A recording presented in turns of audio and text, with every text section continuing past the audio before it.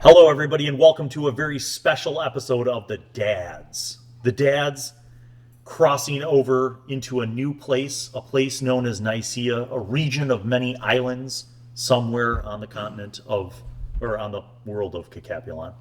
And we Looks are, like Tampa outside. yeah, it does. It Yeah. kind of looks like Tampa. It's a very, it's a damp, oceanish. A hellish land. No, it's a wonderful. It's a lush green land.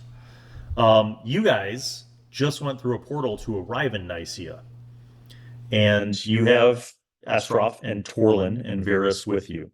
And you arrived on this rocky shore where you saw in the distance what looked like maybe some kind of settlement. So you start walking up this rocky shore towards this settlement. Does anyone do anything in particular? No? Fantastic. Okay, so we're walking up Sounds a like shore character toward sheet. a settlement. Is, Yeah. is where we left off. Yep. Okay. What do we notice about like the architecture of the settlement? That is a great question. From this What you see is a wooden palisade that looks like maybe 10 feet tall. As you're walking up towards it, it's about 100 yards in from the shore. And as you get closer, you see a couple wooden docks with some small fishing boats. So it doesn't look like a big town or city. You do see inland further, you see like what looks like some crops being cultivated. So there's looks like some farming and So the farming is inside or outside the palisade? outside of, Okay. yeah. And you see a couple small cottages that are kind of clustered around this plot of land that has some agriculture going on. Do we notice any potential like religious symbols on the farmhouses or the Not palisade? as of yet. Does anybody see us? As you're getting closer, yeah, I'll say that you guys see some people kind of out in the fields. But nobody witnessed our Working. arrival. No, you don't think anybody witnessed your arrival. You see some people on the docks. Looks like they're unloading one of the fishing boats. They have some nets and they're loading some barrels with fish and carrying the barrels over to a cart that's kind of along the walkway near the docks. You see a path that leads up to a gate that looks open by the wooden Do palisade. we see the ship? You don't see any large ships, and this does not look like a deep harbor where maybe a large ship would be able to pull right up. Like how big is the settlement? This looks like maybe a few hundred yards, in total. So as you're kind of approaching it, you get closer, you do see some people kind of walking into and out from the gate. Looks like, people that were doing stuff So it's with the boats. relatively small as far as settlements go. However, it has a palisade. Yes. Could Did I- anybody see us come out of this gate? And if so, what was their reaction? You did not, you weren't near anyone when you guys came through the portal.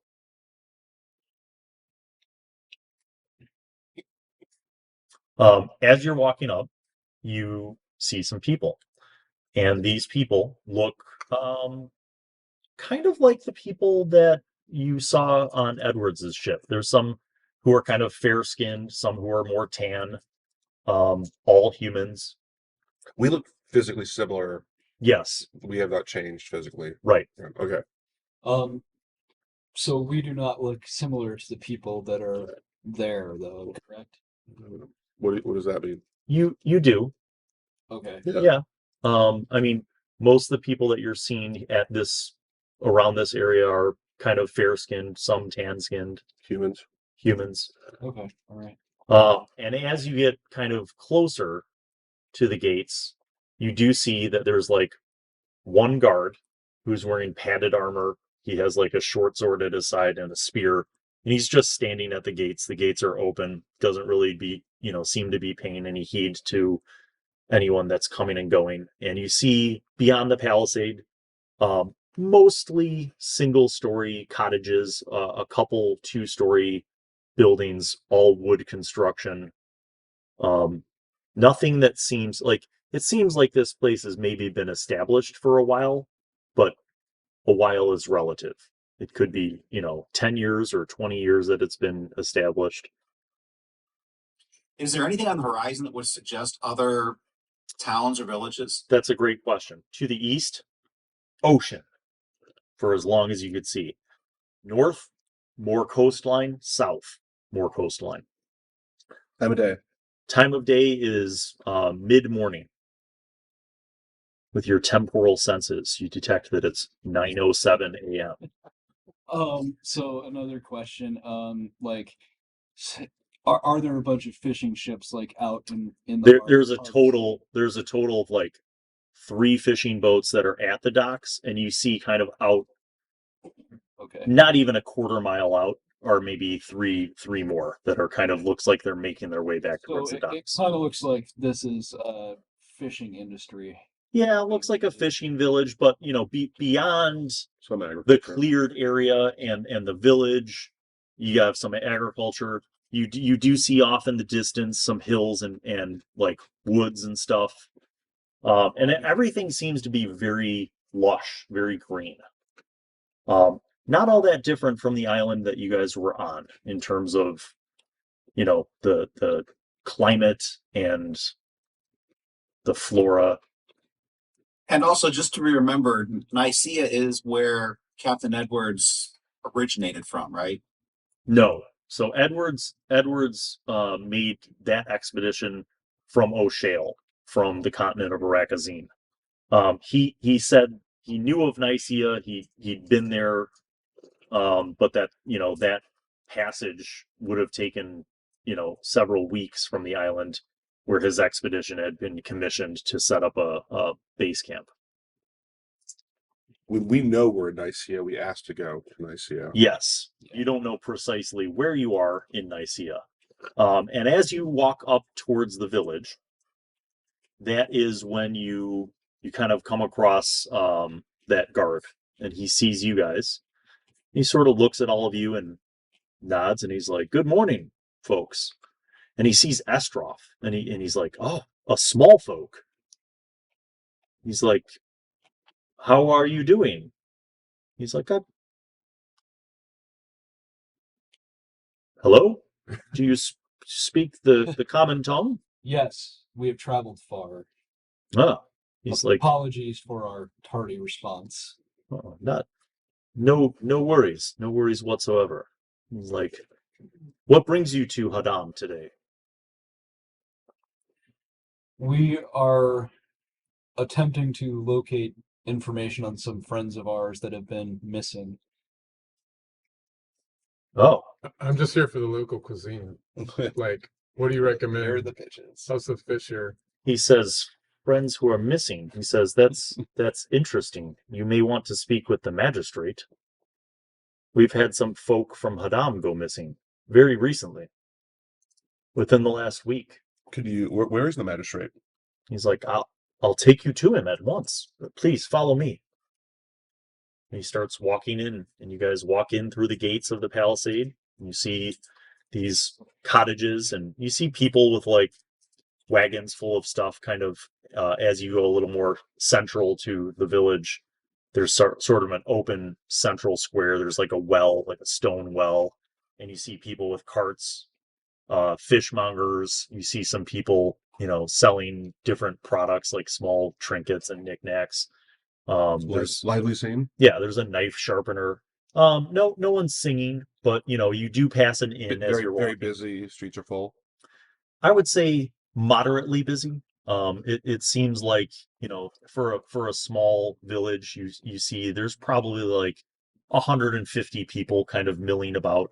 You do see a few of these single-story cottages are like shops. You see like a tailor and there's a cooper, working on barrels and stuff outside of his shop. Are there any buildings of religious significance? You don't see any as you're walking up. Okay. Just west of this main square, you see a 2-story stone building, and he's heading towards that stone building. And when you enter the stone building, there's kind of a front open foyer space. And then there's like a hallway that goes beyond, and there's like a wooden counter with a few desks. And the guard walks in and he says, "These folk have just arrived at Hadam, and they say they're looking for missing people. I thought it would be wise for them to speak to the magistrate." And you see an older gentleman stand up and he says, missing people, indeed. One moment. And he goes back down the hallway and you hear him knock at a door. And a few moments later, you see an older man come out with a crown of white hair and a trim white beard. And he says, I'm Magistrate Michaels. He says, what brings you to Hadam? We have come to investigate a friend who has gone missing and potentially a stolen ship. I see. He says, by chance, were these friends travelers? They were from other places, yes. And you notice his eyes kind of look over at the constable, the militia guy. He says, and you've just come here to Hadam, seeking them? Correct. He says, please step into my office. We should discuss this further. He brings you into his office, and he sits down at this table and gestures for you guys to sit down. And he says, just recently, within the past few weeks, we've had some strange disappearances ourselves here. Strange how? Well, in the sense that the people who went missing did not speak of any plans to travel anywhere. Did not speak of any sort of urgent needs to leave town or go anywhere. And by all accounts of those who knew them, both family and friends, had simply vanished. We maintain a small volunteer militia, and all of our guards have kept their eyes open. We've even sent some patrols outside of the village into the forest and as far as the foothills, but we have not seen any tracks, any evidence by horse, by wagon, by foot of any of these people's departures. These people that went missing, are they local villagers or were they Yes. traveling through? No, quite. All four of them were residents of Hadam. One was our apothecary, another one was a leather worker, and two of them were fishermen.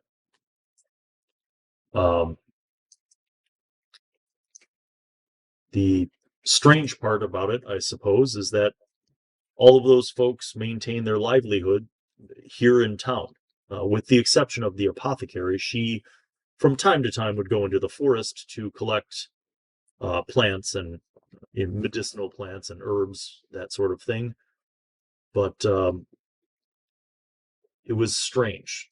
These people are all residents, but they're not particularly related in any fashion. Of course, we're a small village, so everyone kind of knows everyone and each other. If you don't mind, what were their names? Or what are their names? Yes. Fendrick was the our leather worker who went missing. He's been gone for 8 days now, I believe. The two fishermen were Jorge and Zam. They went missing 9 days ago, actually, it would be. And the most recent, who went missing 7 days ago, was our apothecary, Marcia.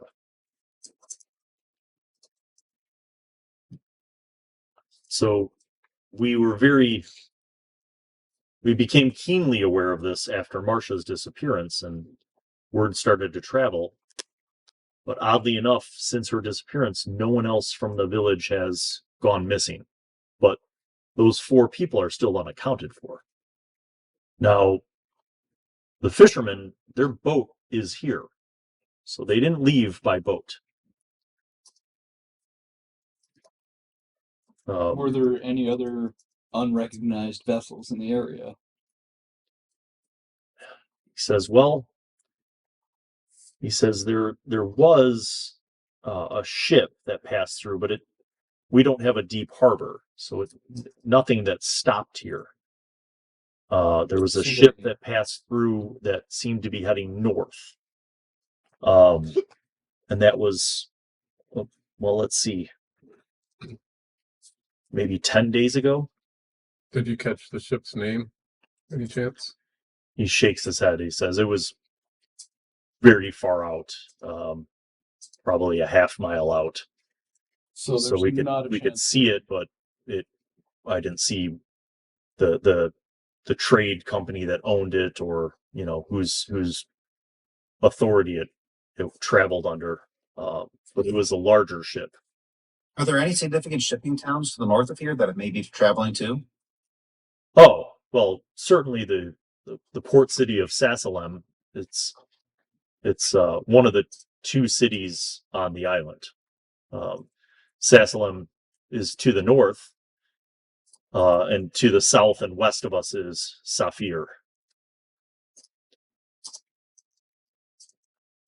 He says if it was traveling north towards a port city, Sasalem would be the closest, at least here on the island of Kamamep.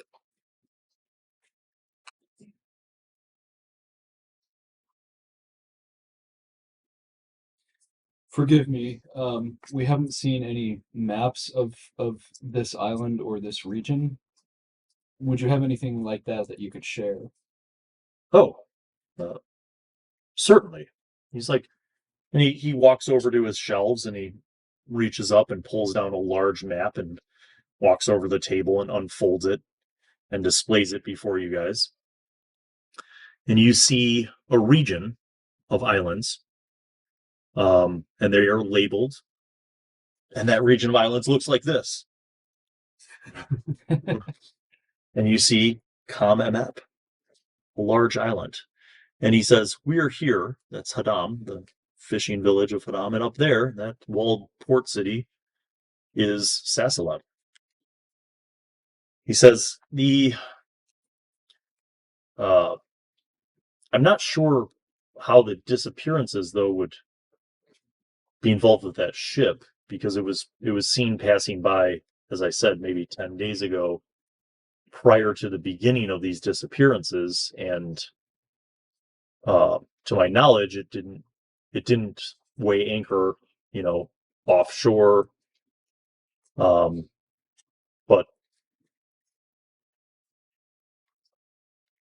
Did you notice if it had any dinghies, small boats people could travel in and out from? Could it have anchored further away that you wouldn't have seen and then brought a raiding party? he says, you mean like pirates? Just asking questions. He says, well, we have been at odds. There have been times where the admirals have been a bit ambitious and have sent some of their ships to do raids, but there is a very tenuous truce between Kamamep and Kuop Vogam.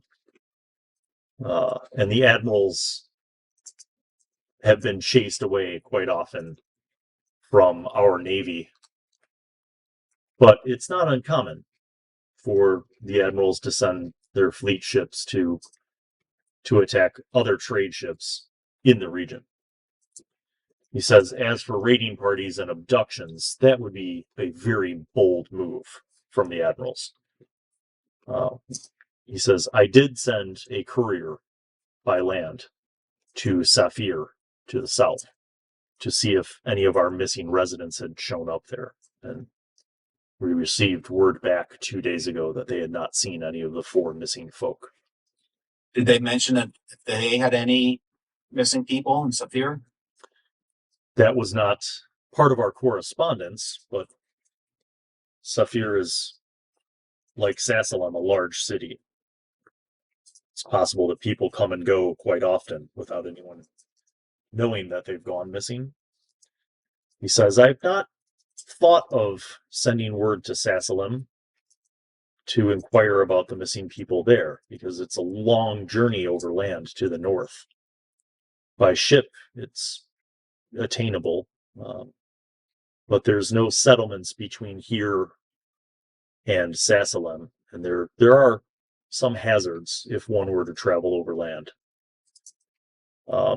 because it's a little bit more wild between here and the port city. If we wish to travel there, would there be any ships or boats in towns that might be able to get us there in a reasonable amount of time? He says, well, we're not in possession of any larger ships. A fishing boat could just travel along the coast if you were seeking to avoid traveling overland and avoid the hazards associated with that. You could probably pay a fisherman to take you up to Sassalem by boat. About how many days is the overland journey? He says, well, since I don't have the grid version of the map up right now, I will have to open that grid version up of the map From his magic box. and count up how many miles overland that would be. 1, 2, 3, 4, about 20 miles. Nautically speaking, it's not that bad of a trip. He says the fishing boat could get you there. Maybe borrow one of the missing folks' fishing ship for the journey and hopefully return him with the boat. He says, well, if you were willing to do a service for me, I could draft a missive to the Council of Sassalem requesting information as to the whereabouts of our missing folk, if they've seen them, and also requesting information as to whether they've had any folk go missing. If you were willing to serve in a courier capacity as magistrate, I could arrange for you to be taken by fishing boat. If this is something you were willing to do, I could arrange that at no cost to you. Sure. We were also kind of weary and low on energy. I wonder if we were able Might to we rest. rest first? Yeah. You could rest on the boat. It's 20 going to be a miles. good 8 hours. The currents are not working in your favor traveling along the coast in a small fishing boat. Another question, just to cover all the bases. Has there recently been Yeah, any kind right. of Sure. bad guys, illegal people that would be on land? He says, Any well, people you've been having trouble with? yes. There are known groups of bandits, but also what I would say greater hazards. There are tribes of low people who reside in the mountains, as well as some more dangerous monsters that were indigenous to this island long before it was civilized, who still reside in the rougher parts. Some of the mining operations, for example, in the mountains south near Saphir, have been attacked by creatures who reside in the mountains. He says, but once you get to Sassalem, that northern part of the island is a little bit more refined. You'll find a much larger city with many amenities if you seek to rest, and they have massage parlors there. Ooh.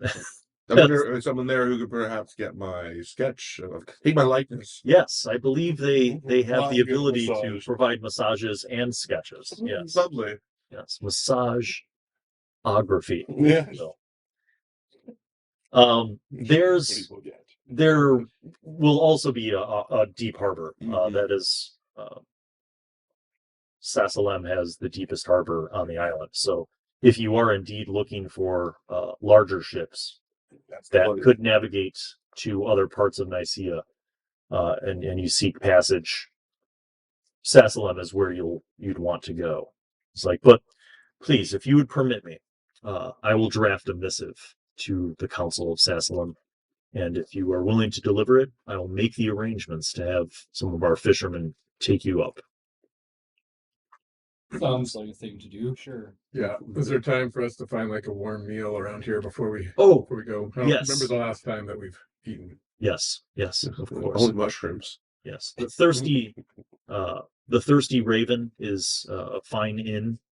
They're likely still have breakfast. It's early enough in the morning, and an ale or mead if you desire.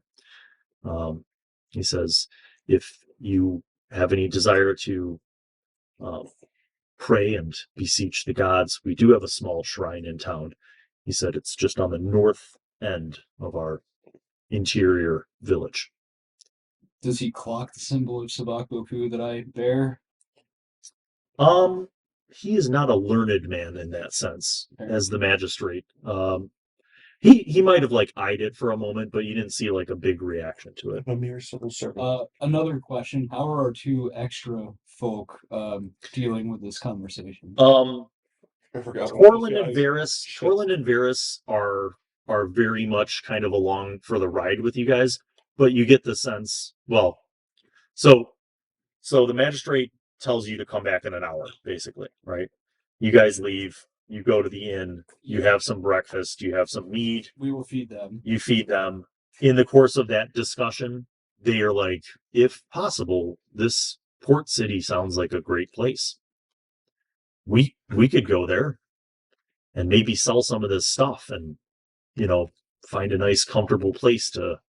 Maybe retire? Yes, that would be wonderful. Nope, you're coming with us. We'll definitely go. We'll definitely stick with you guys. I don't think you've seen too much. Yeah. Okay. You're welcome to come. So, after a nice lunch, brunch, let's say breakfast, eat, lunch, you guys still have a little time to kill. You go to the north end of the village. I will be. You see a humble single-story wooden building that's been plastered with like a nice white, off-white kind of inconsistent stucco look. And the front doors are open, and you actually, as you're walking up the stairs, you smell like incense. And you see there's like a little entrance foyer with like these wooden troughs that have sand in them, and there's candles lit for prayers and offerings. And then just beyond, there's kind of a central area, and it has sort of a hexagonal row of pews, like wooden benches around it, and an open central area. And in that open central area, you see on a pedestal, there's a large stone bowl, and that is filled with water. And you see colorful flower like blossoms that are just like have been set in the water, and they're just kind of floating in the water. You also see another bowl that's smaller and lower down that has like grain. It looks like wheat and rice that have been put in there for offerings. And then there's another kind of metal censer that has like a disc of some burning charcoal and some incense on it that's just wafting incense up into the air. So you see these things. What you don't see is any sort of cleric or priest currently occupying the space. It's just open. You see a couple villagers that are in there, and they're like praying and sitting in the pews. And then, after a few moments, they like get up and they blow at the symbols to specific gods. Yes. So you see that there's depictions of Peshwick, the earth goddess.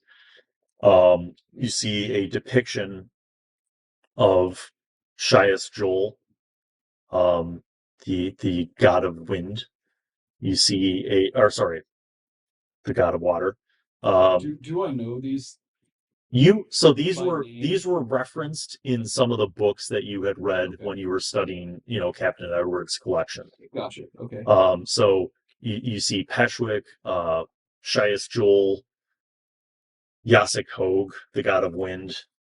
So you see that these seem to be, but you don't see any Sabak Boku representations. Okay. You don't see any other representations of other gods, but those three earth, water, and wind seem to be pretty represented at this And- particular shrine. Yeah, which means, I get the sense. Do I sense this land has been consecrated, that this shrine is built upon? You open up spirit senses, Yeah. and you sense that it does. It has like a low level resonance of a sacred nature. Okay. So It seems to be task. benevolent in its spiritual resonance. As Riff's kind of walking around looking for symbols and things too, he walks by like the people that are like praying. Yeah. And just supposes or thinks out loud like, "Ooh, I wonder if anyone around here knows anything about Upai Vasei Oof." Just letting it slip. Make a willpower plus, here we go, social manipulation roll. While he's doing that, Tuco's going to walk over to the offering jar and put in like 10 gold pieces. That's a lot. He doesn't So need it. you drop off this gold.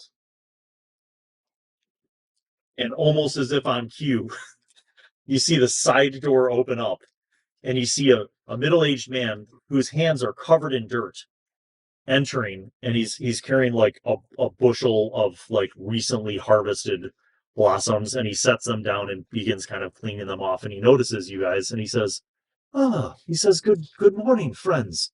Welcome to a humble shrine. He says, allow me to just clean up. And he's wiping his hands off and kind of washing them in some water and dries them off on a towel and hangs the towel up. Did he overhear what Riff had just said? And I just rolled a 21 for the. He did not, Okay. but the parishioners, like some of them, like looked up, and one of them, a fair-skinned, bordering on kind of pale, man with red hair and like a kind of long red beard and mustache. He kind of looks up at you when you said that, and he says, I know of Upai Vasei Oof. Really? And he looks at you and he's like, you do not look like you're from the Dominion. Where do I look like I'm from? So what's your character's complexion? Fair-skinned? What color eyes? What color hair? Yeah, gotcha.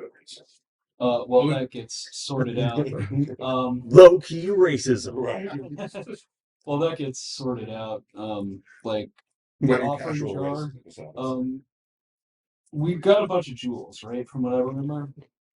Yes. Now bear in mind that Torlin and Varys were carrying some of that treasure and hoping that you would allow them to keep it because they want to retire because they're Right. in their Like, 50s. what's our least expensive gem? Yeah.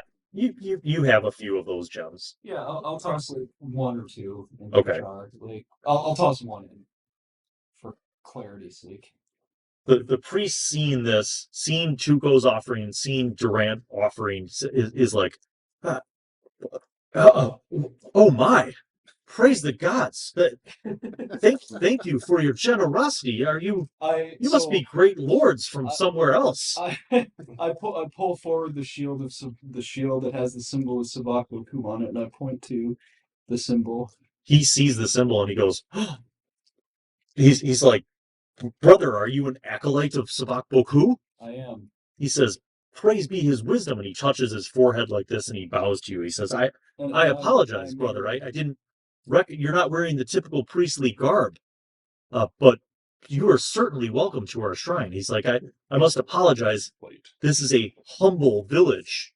We are not accustomed to means, and our venerations of the gods typically focus on those most closely adhered to by the flock here in Hadam. I hope my offering will allow for you to have better means for those that you represent. He says, and also maybe add a symbol of Savak Boku to this temple. He says, brother, with your generosity, we could perhaps hire an artist, an artisan from Saphir to commission a mural.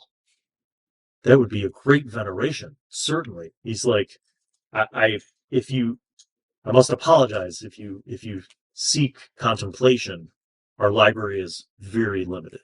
He gestures to a wall that has 5 books on it. It's like, that is the only illuminations I've been able. I serve as the steward of this shrine myself. I must conduct all of the farming and the preparations myself, and I've no stipend from any greater temple. I understand, brother.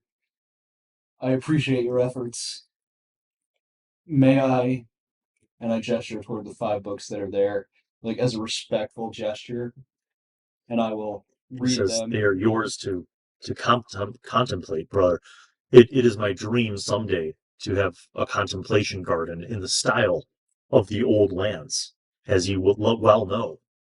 I do. It only costs 20 gold. Do I have to like social manipulation Yes. on that one? Make a willpower plus social manipulation roll to effectively lie about things that you do not know. Yeah. But he throws that out there like it seems like something that's a thing that's real. Mm-hmm. You get no sense of obfuscation or deception from this guy. He genuinely seems like So in willpower awe. plus social manipulation. Smash cut back to you. What's Right. your characters? So, because I always forget, Oh, so you basically, do have blonde hair. blonde hair, blue eyes, and say medium tan. So he didn't Yeah. say that then. When you say blah blah blah upai visei hoof, he says, I know upai visei hoof. And then he says something to you. He says, Granak uti veraba dominion. Riff writes down. Could you say that slower? He says, oh, I apologize. I thought perhaps you spoke the old tongue of the Chronai. He says, You're just embarrassing yourself. are you descended from those I'm from rusty. the old dominion? I'm rusty. It's a few generations. I want to learn. We kind of lose some each generation. He says, you're among those who traveled. Yeah, I'm one of the travelers. He says, my family originated in Doomf. We were true Chronai. He says, but all of my children moved south to the Twin Kingdoms, and in time I followed them and took on work, traveled here to this place.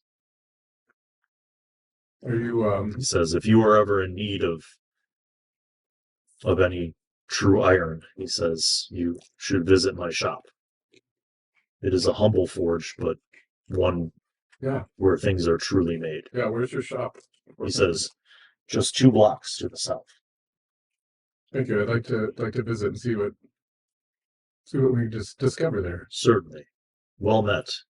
You as well. And he kind of does a bow to the middle of the consecrated area, and then he kind of stands up and leaves. As he's walking out, you notice that he puts 5 copper pieces into the box that you guys just flooded with wealth. And then he walks out. While Durant's looking at the books, I want to go up and kind of whisper in his ear, Master, they had no signs of people coming or going. Perhaps there's magic or works of the gods going on here. I suspect. Maybe. I also think potentially there was a way discovered to anchor unseen, but I have no proof. You guys, you take a few moments to glance through the books. They're Yeah. basic. They're very basic histories of Arakazine and of the gods. There are a few other gods mentioned in some of these books that you come to learn about.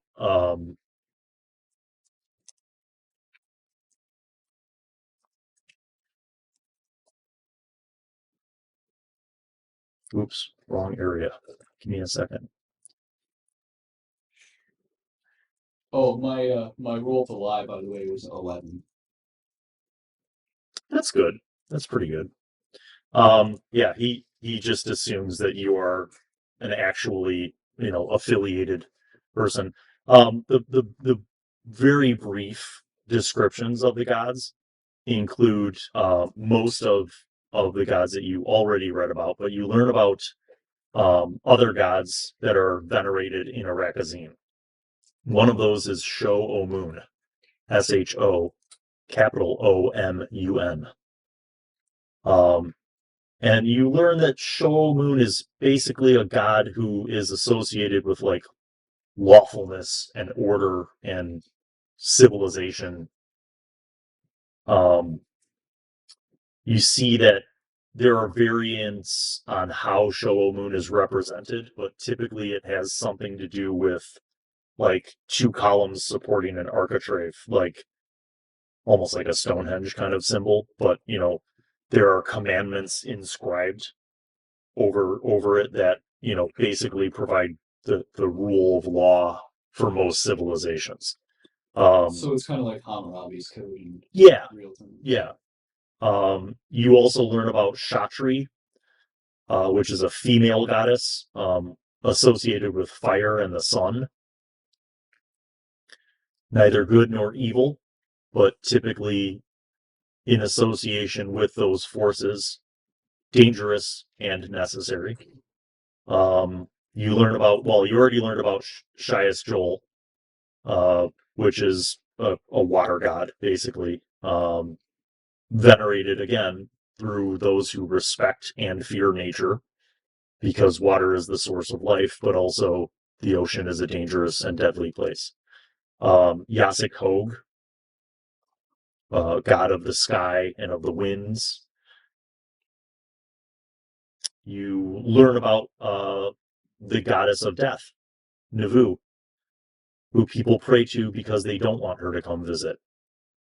But also you learn that Navu is a goddess who people pray to for safety at night, for protection at night and from darkness.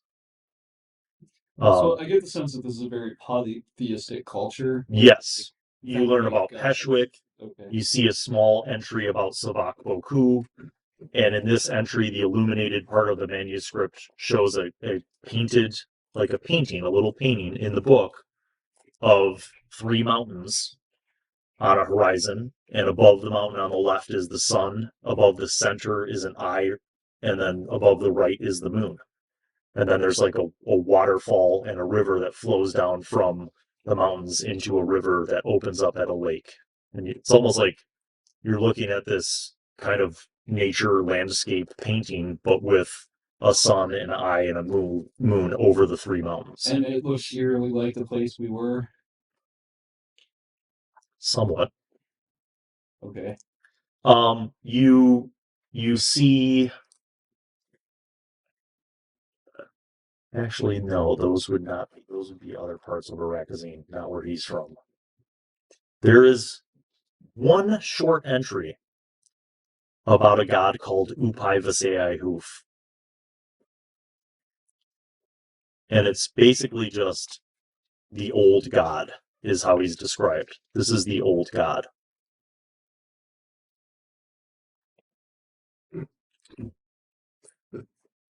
Okay. That's the extent to which you get basic descriptions and like illuminated paintings of depictions of these gods or representations. I assume that Tuco would also want to have a discussion with the priest, maybe, since he donated as well. Sure. Tuco, is there anything that you wanted to ask the priest? Nope. Okay.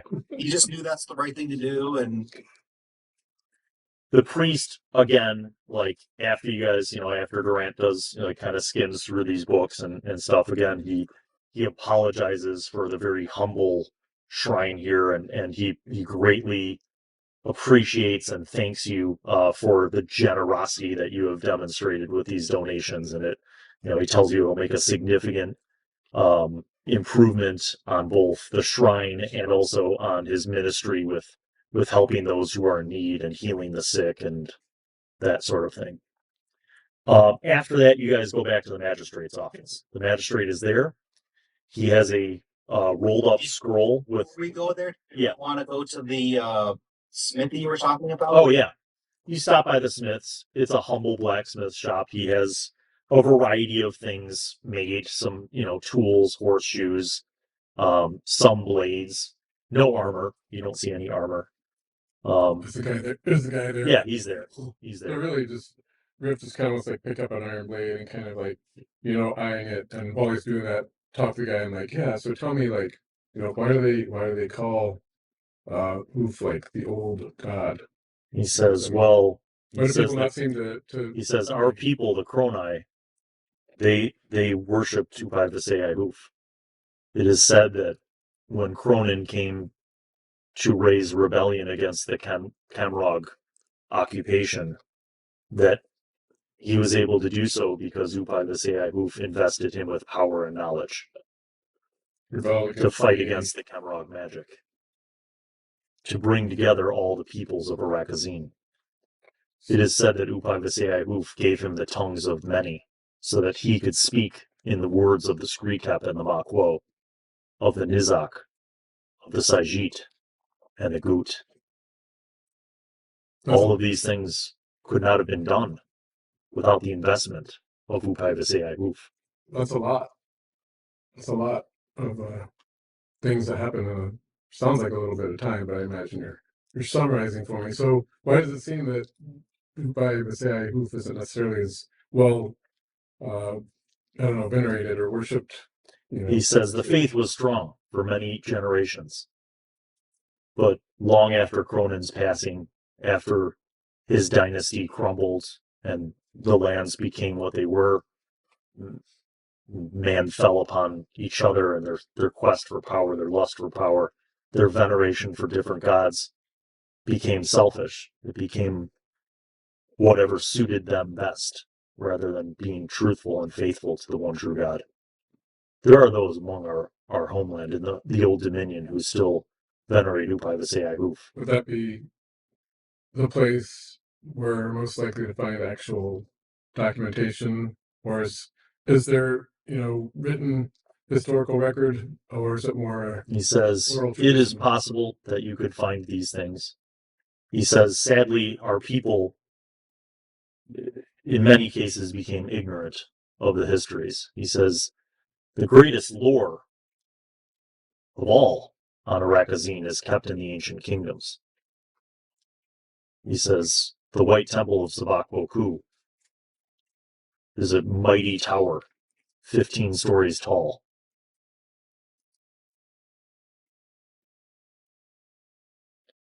He says, that is where all the written lore is kept. He says, our people kept the lore generation to generation by telling tales. We kept the lore alive through our words and our stories that our children would not forget. He says, sadly, many of them left the Old Dominion. He says, there has not been a true king in the Dominion since Cronin's dynasty crumbled long ago. Now it's just petty feudal lords that quibble over who owns which lands. And Riff puts the sword back down and says, thank you very much. It is very high quality workmanship. He says, certainly. What sorts of tools are in this shop? All sorts of metal tools, from like delicate lockpicks to stonemason, like masonry tools, carpentry tools, farm implements,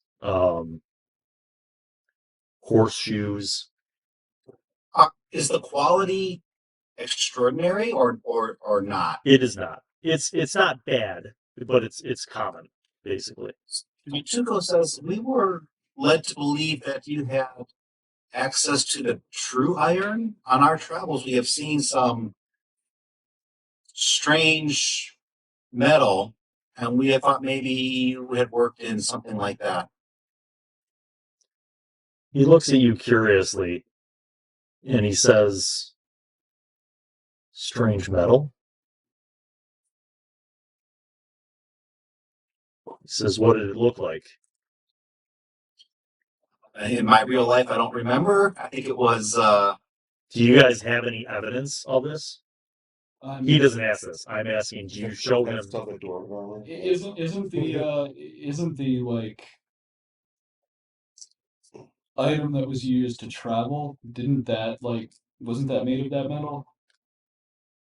Mm-hmm. I don't know. I don't remember, honestly, but I feel like it might have been.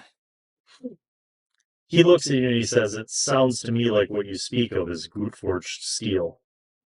He says, there's no one who remembers the ways. There's no one who knows how that is made, other than the Goot, and no one has even seen the Goot in a very long time. Also, we are currently on a mission from Magistrate Michaels to search out some missing people, as we are missing some of our friends. One of our friends, Gren, is missing, and he sounds similar to a Nizak you may have mentioned before. There are Nizak who work. We have none in our village, but you will likely see some Nizak in the port city of Sassalem, if that is where you're going, or in Saphir. They are typically very solitary folk, but they are strong and hardworking. He says, I'm not sure what the Nizak would have to do with missing people. Well, he is one of the missing. He says, He says, I've heard rumors about the few people from Hadam here who have gone missing, but no one seems to know where they went, or if they went by their own choice, or if others took them. I see. Thank you very much for your time. Do we as a group, does anybody actually have lockpicks? I don't need to. I can pick locks. Oh, you can just say open and they I imagine. I mean, energetic, People would probably like some. material, mental. I Facial just feel like we're wall. taking this guy's time, so we should probably give him some coin. Okay. Tuco, you want to buy lockpicks? Oh, I see what you're trying to. Okay. I don't have anything marked down for much our Something. goal, but I'm assuming that that's not a problem. Okay. You can easily give him 5 gold and he'll be elated to give you his best set of lockpicks. You get the sense, economically speaking, that this is not a wealthy place. Yeah, you outclassed us out. Looked at this place. Yes. We have just changed all You- the lives. You are now a hamlet and no longer a hovel. Yeah. There will be stone walls instead. So in short order, you guys are then escorted by the magistrate and the one militia constable down to the docks, and you see a fisherman has cleared all of the crap off of his fishing boat and is just sitting on a pile on the docks. And the magistrate says, "This is the group that you'll be taking to Sassalem." He's like, "Post haste, they have an important missive that I must have delivered to the council." And the fisherman's like, Yes, very well, magistrate. You guys get on board the fishing boat and you begin heading up north as you're traveling along the coastline. Once you get about, You get a long rest, right? yeah, so basically it's going to take 4 hours for you guys to get up to, basically where Sassalem is by this boat. I was gonna say, hey Humphrey, how about making a flying boat? But It's a rocky, Think about it. it's kind of a rocky, wavy up and down sort of trip. So at a certain point, you see like both Varys and Torlin turn kind of green, and then at a certain point they start puking over the side of the boat. Lovely. It's just choppy waters. You get the sense Wait a second. They're weren't they like sailors by they were, but remember that they've been in the cave for 50? 25 years. Yeah. So basically you're going up, and about halfway along the trip, you see along the west coast, you see these mountains. Like you see a mountain range on the coast as you're looking west. You don't see any people, you don't see any settlements, you don't see any sign of encampments or anything like, campfire smoke or anything. But it looks just very kind of desolate. And another few hours go by and you're getting closer to the port city, and you see a ship kind of out in the ocean to the east, sort of heading kind of where you're going. So you're heading kind of due north. This is coming from the east, heading kind of like northwest towards the So port do I city. have refresh squaw or not? Yes, by the time you get to the port city of Sassalem, you see a sprawling harbor. You see medium and large size ships anchored in the harbor, and then you see medium and small ships and even fishing boats along an array of a dozen docks that go deep out into the harbor. It's probably evening now, right? You see a stone. Yeah, no, because I said you guys had like you had Probably brunch, you midday, talked to it's people, 8. you left them at yeah. Let's say it's like 4 or 5. Okay. Okay, so this is a significantly bigger city. This is the biggest city that you guys have seen since you came to this world. So It has stone walls, and it has like big wooden gates that are banded with iron supports. You see hundreds of people working all over the docks, unloading ships, loading ships. You see laborers carrying stuff. You see carts, and there's like one main road that goes up to the city, and then you see kind of roads going around it too.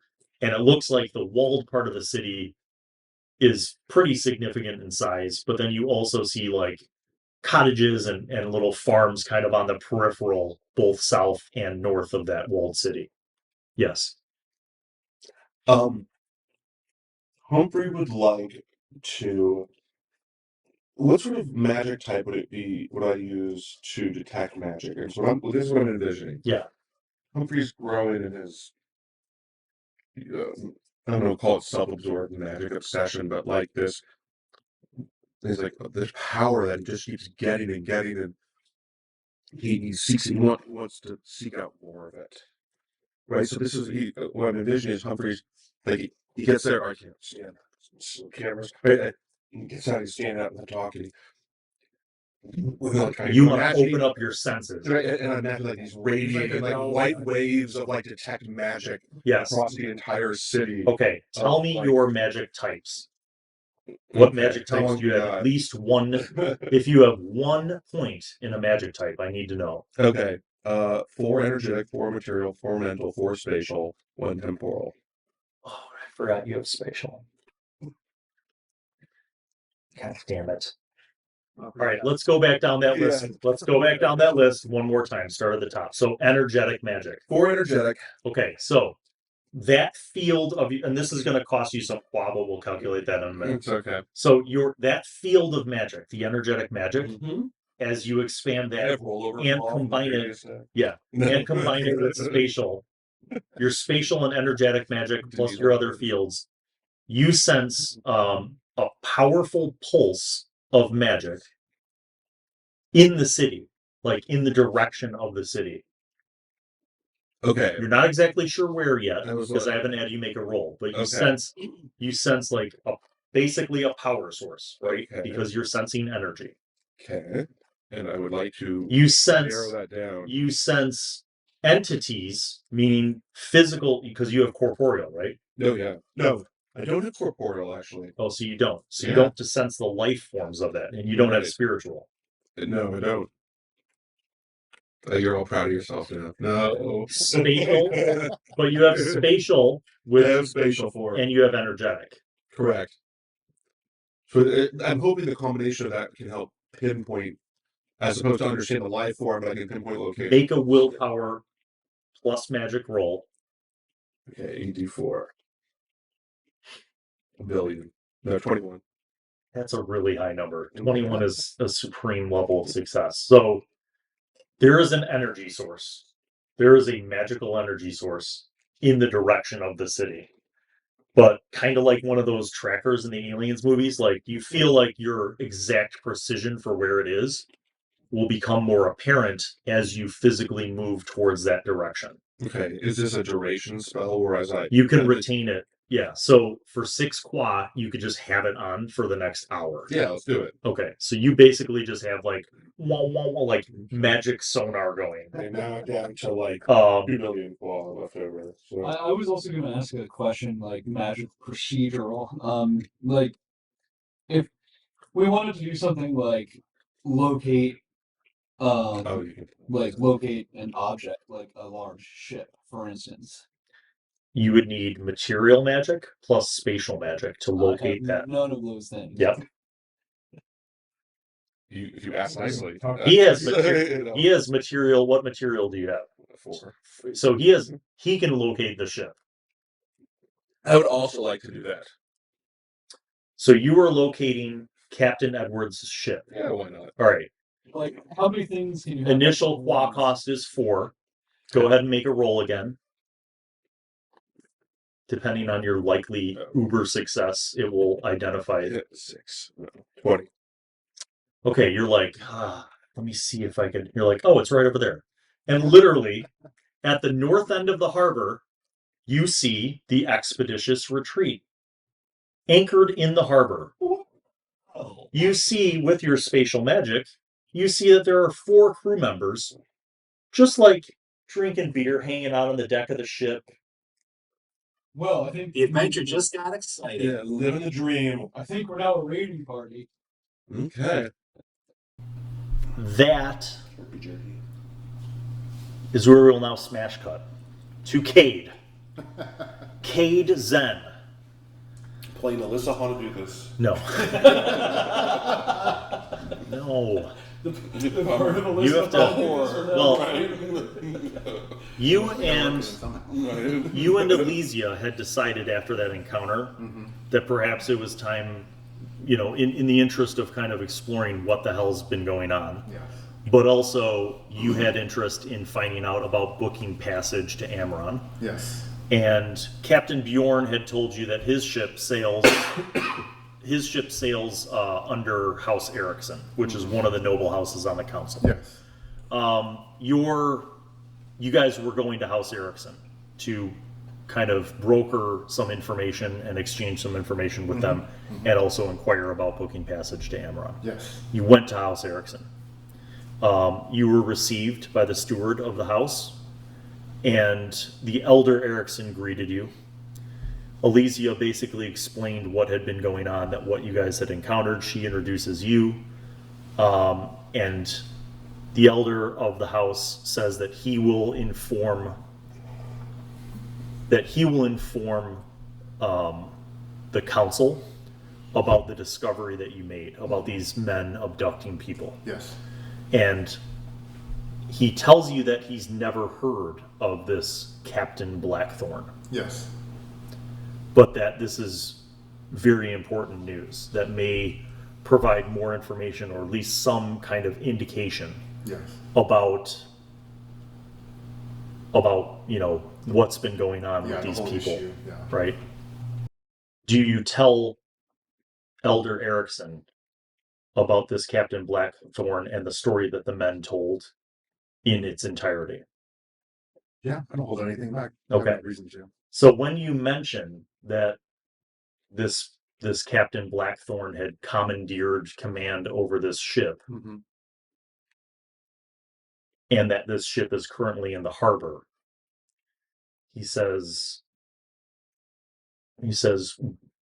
I will urgently call a meeting of the council, but I will ask the 2 of you if you are willing to cautiously and carefully go investigate this ship. Perhaps this captain and his crew are slavers. Perhaps they've captured these folk and brought them to the hold of the ship. And if this is the case, this must be stopped immediately, and our citizens must be rescued. I agree. I also want you to find out if this Captain Blackthorn is somehow affiliated with the admirals of Kuop Vogam. The admirals are, in my opinion, the scourge of Nisia. Their kleptocracy has grown in power only through their vicious raids and their piracy and their smuggling. Their operations threaten the stability of COMMEP. He says, if you can check out this ship carefully without alerting them, we don't want them to try to flee, and then if that were the case, we'd be hard pressed to find a ship that could travel as fast as them. But if you can investigate this, I will call the council and inform them of what you've told me. I look over to Captain Elysia. Would you join me? She says, oh, at this point, how could I possibly miss out? We should go. So as you leave Eriksson's, you guys start heading towards the harbor. And you're passing out of the town. Smash cut back to the dads. You guys know where the expeditious retreat is. You're looking at it across the harbor. You also see other ships anchored in the harbor. You see people, hundreds of people milling about. And up the road, you see the eastern gate. Up the road, you see the eastern gate of the port city of Sassalam. Bear in mind that you have Torlin and Varys with you. Estroff is eager to find an inn so that he can check into a room and drink and eat. Okay, why don't we send Estroff, Torlin, and Varys to do exactly that, and we'll meet up with them later. Estroff's like, that sounds good to me. So Pulls out his wine bottle. he starts walking up the road, and Torlin and Varys are carrying their clutched treasures as they're walking up the road towards the gates. Cade, as you are walking out towards the harbor, you see a small person. Have I seen a small person before? You have not. You've heard of them. In Sakura, Okay. you've heard of people, ancient tribes of people who were short folk in Sakura. Mhm. You've also heard things like they can shape change into animals whenever they want, that they're magical and they have powers. You've heard that they can turn invisible by blending in with plants and nature. Beady little eyes also. You've even heard that the short people from Sakura speak their own language. And they're also rampant alcoholics. And that they have connections with the spirit realm. Yeah. So you see this one, but he's not Sakuran. Right. He like looks fair skinned, and he's got like colorful outfit on, and he's carrying this skin, and he's drinking wine from this skin. And there's two like middle-aged men in full plate mail armor with like swords and carrying like a mountain of treasure following behind him.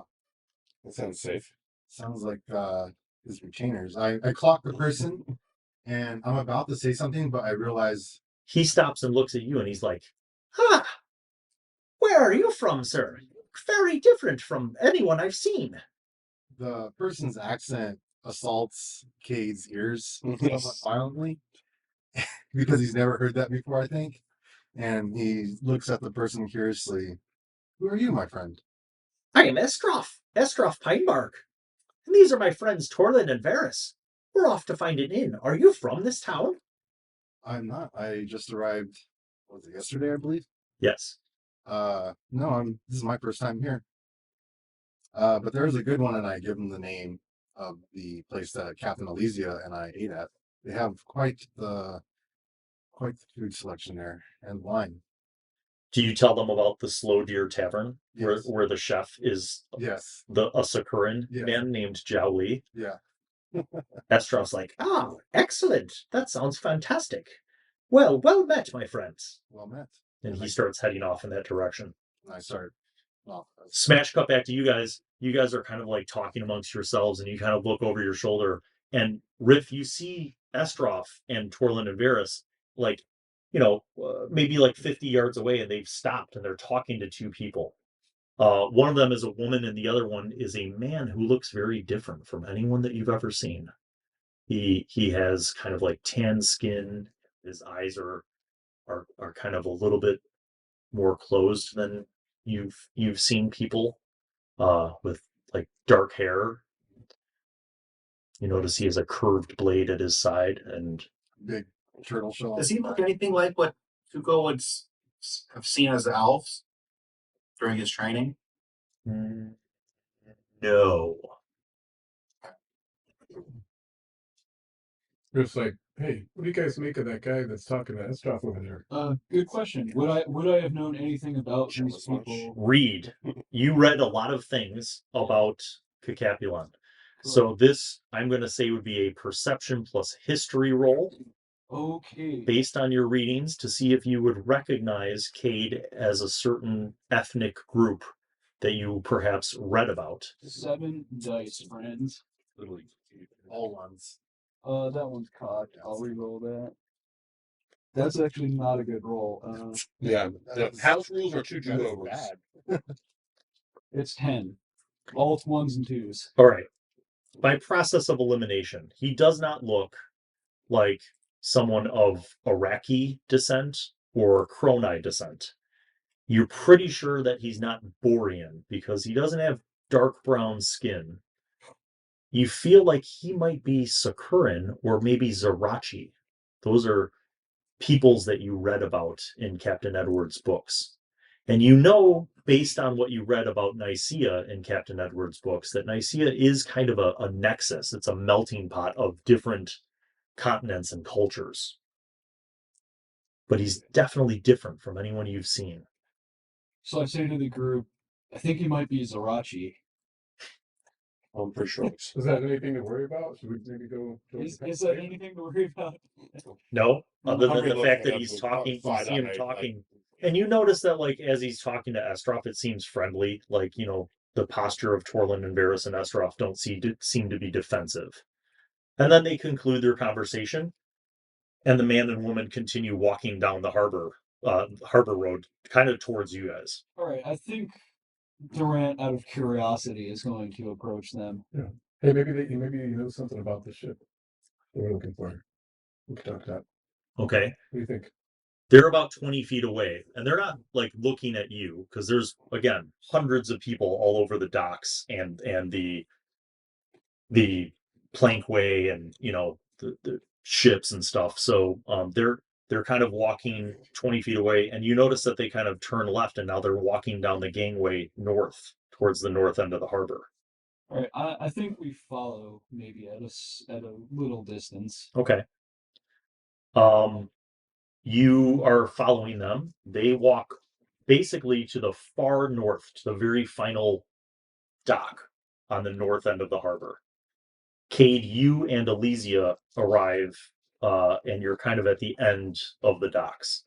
There's some rocky coastal ground, and then the deep water harbor. But off of this side, out in the harbor, about 200 yards out into the harbor, you see the expeditious retreat. I have a meta question as I'm contemplating how we're going to get on the ship without being seen. Do my powers have the ability to? I know I've affected Captain Elysia with some of my powers. Would I be able to affect her with wild shape? How would you like to affect her? You have corporeal. You have corporeal 4. Yes. Yes. Okay. Now, Yeah. you don't have to full wild shape her. So, for example, if you wanted her to have gills, you can gill her. Yeah. Okay. Gill her good. Oh my god. Gill her softly. I needed gills. I just need this. Just do this for me. So Captain Elysia and I are talking, and I'm thinking out loud with her. I was like, perhaps the best, maybe an option that we could utilize is swimming, and which I don't know, maybe require us to leave some things behind if they're too heavy, but we could easily swim, and I could bestow upon you a gift to make it easier for us to do so. She looks at you a little curiously. She's like, is this like when you sort of became a monstrous form of a hulking man? Related to those powers. Would it hurt? It would feel different, but not painful. But we would be able to swim up to the ship undetected. Fast. And breathe underwater. She's contemplating this. Smash cut back to you guys. You kind of stopped. You're like, We're you know, watching this 20 feet away, and you see them kind of looking out at the ship, and then they're like talking amongst themselves. Can I hear what they're saying? Do we know the ship? Have we recognized it? You recognize it. Yeah, we He pointed it out. That was you. Yeah. You see at the bow of the ship, you see expeditious retreat. Like, can I Lukas hear was what sitting they're on his saying? sword and making sure his bow is at the Well, I ready. mean, what do we see them doing? We just see them talking. Yeah. Can I Correct. hear their conversation? Well, I was gonna Go say ahead and make make a roll. go ahead and make a perception plus social manipulation roll. Just thinking, And is there Cade, you're going to make a perception plus social manipulation roll. I rolled 11. You hear fragments of what they're saying, and you hear one of the things was like, "It might be strange, but it won't hurt." And then you hear her voice say, "But we'd be able to swim up."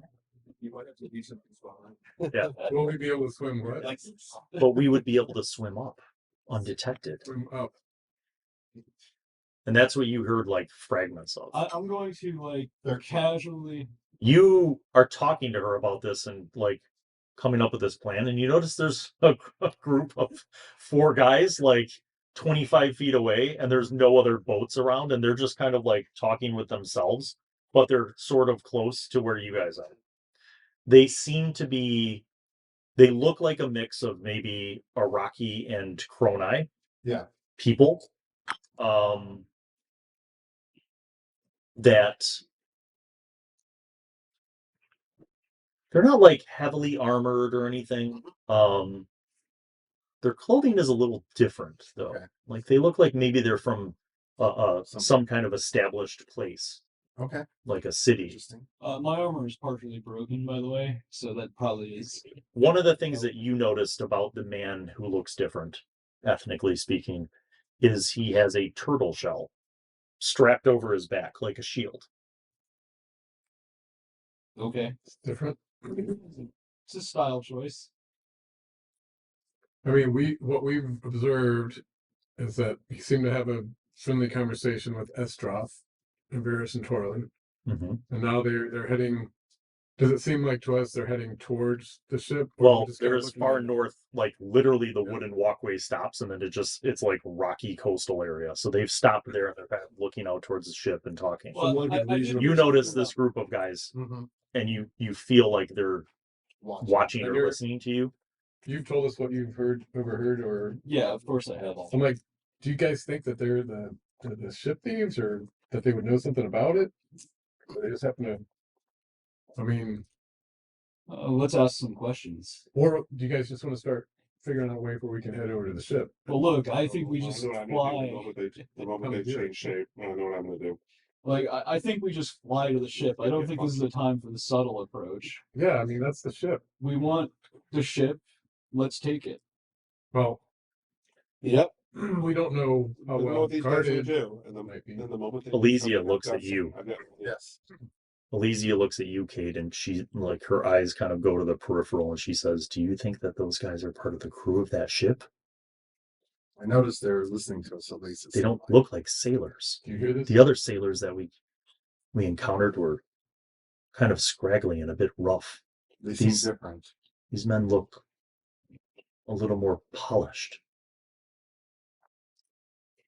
She says, "But they are armed." As are we.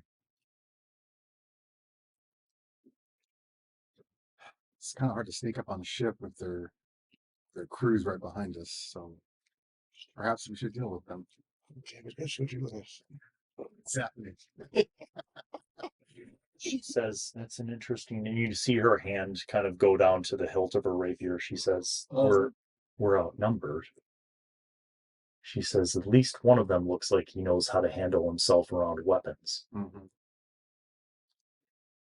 At this point, like, I think Durant would have started approaching by this point in their conversation. Like, he's not, like, or I'm not, like, pulling out weapons or anything. I'm just, like, walking toward them to try and, like... Okay, you see one of them walking towards you.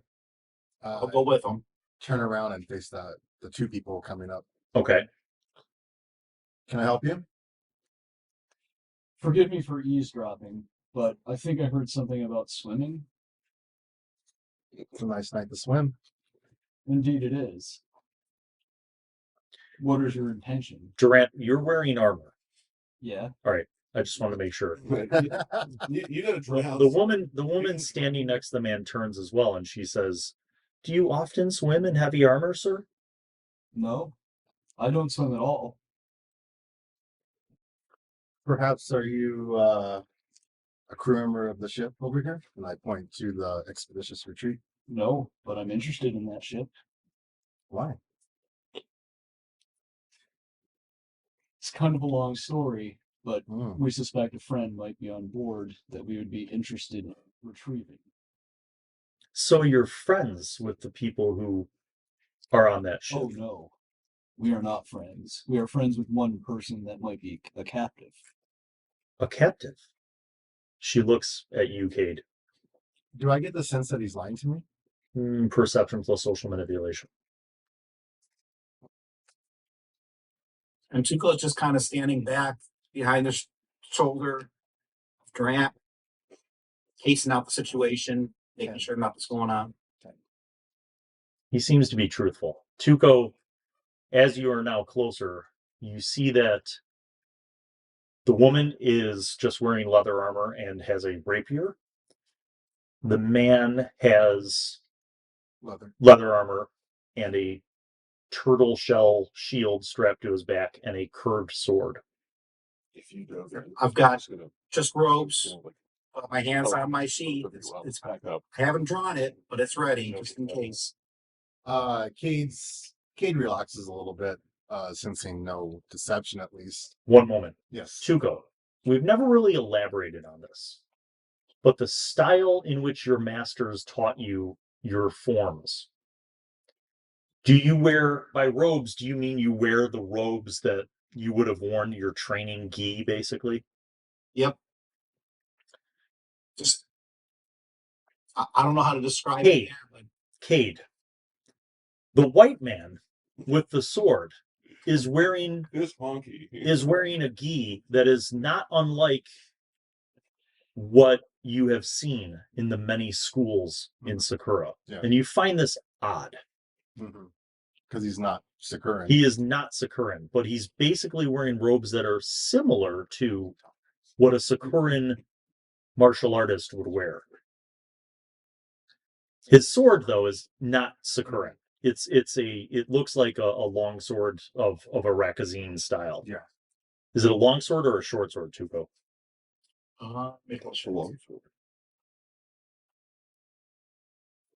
Scimitar.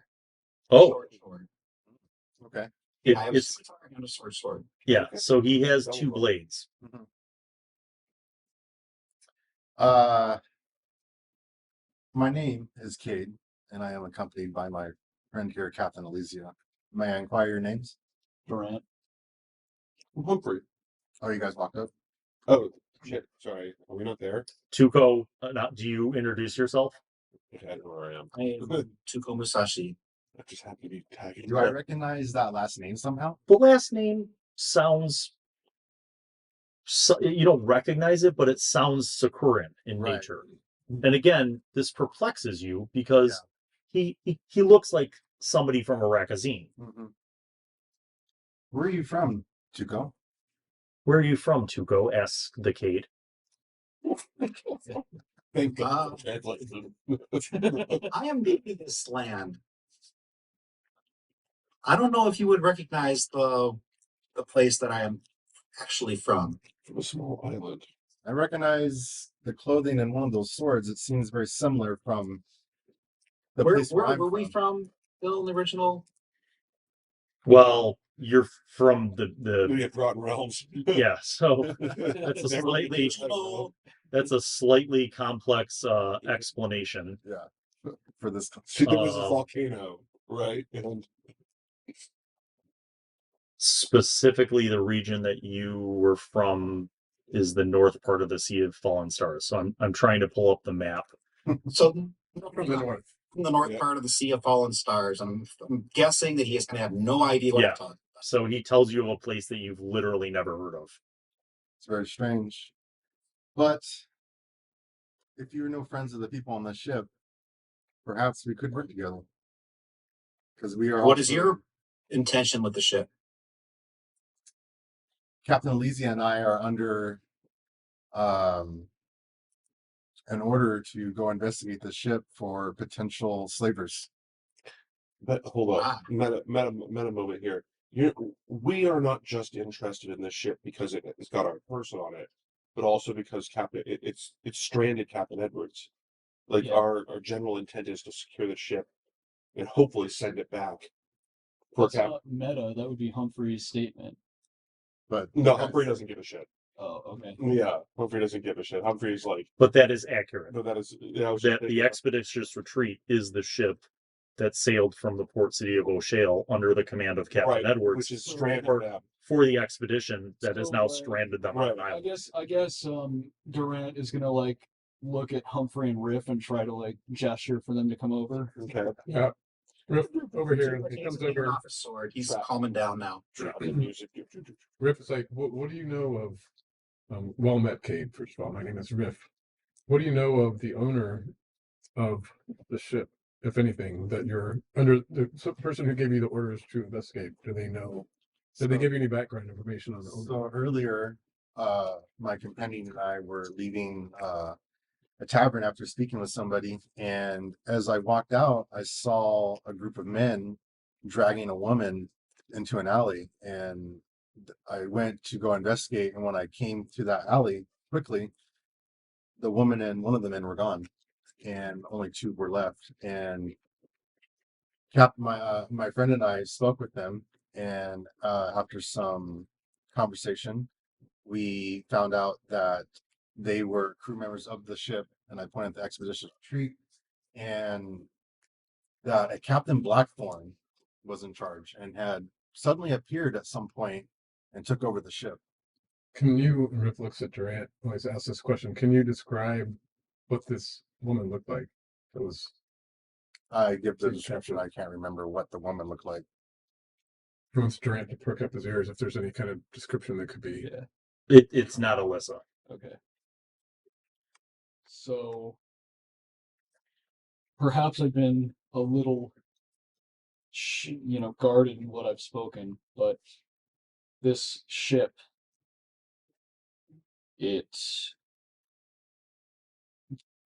would it surprise you to know that it might not belong to this Captain Blackthorn?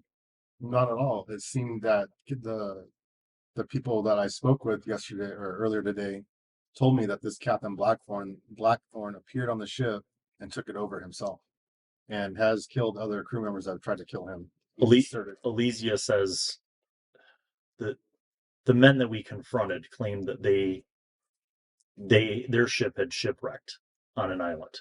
Right. And that another ship had shown up, and that these men saw this other ship as their way to get off of this predicament that they were in. But there was something magical. They attacked that ship at night. They said that It was attacked at night as well. she says, yes. Left. She says they attacked that ship at night and had defeated most of the crew that were on board. And as they were trying to get away and finish off that task, she says that's when this Captain Blackthorn appeared amongst them and assisted them in defeating the crew that was guarding the ship so that they could take it, but then asserted his command over them. Apparently, a few of them wanted to mutiny, and this Captain Blackthorn obliterated them and basically took command of the ship, and by some means was able to travel quickly. We witnessed a quick travel, and whoever was in charge of the ship that we saw had more powers than normal. So we want to be careful, probably see if this captain is on board before we make any other hasty decisions, as we may say. Do we want to be subtle? I don't care. Humphrey doesn't care. What were your plans, if you had any, on how you're going to approach the ship? I was speaking with my friend here, and I was suggesting that we could swim. I could give us the ability to do so quite stealthily, or I'm open to other suggestions. I could do an aerial recon as well. Your ears perk up as he says an aerial recon, because you don't see him with any wings right now. Are you from these lands as well? Or has anything strange happened to you?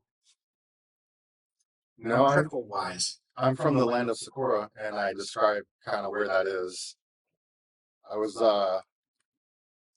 on my way here with my family when we were shipwrecked. we came from the lands that we came from.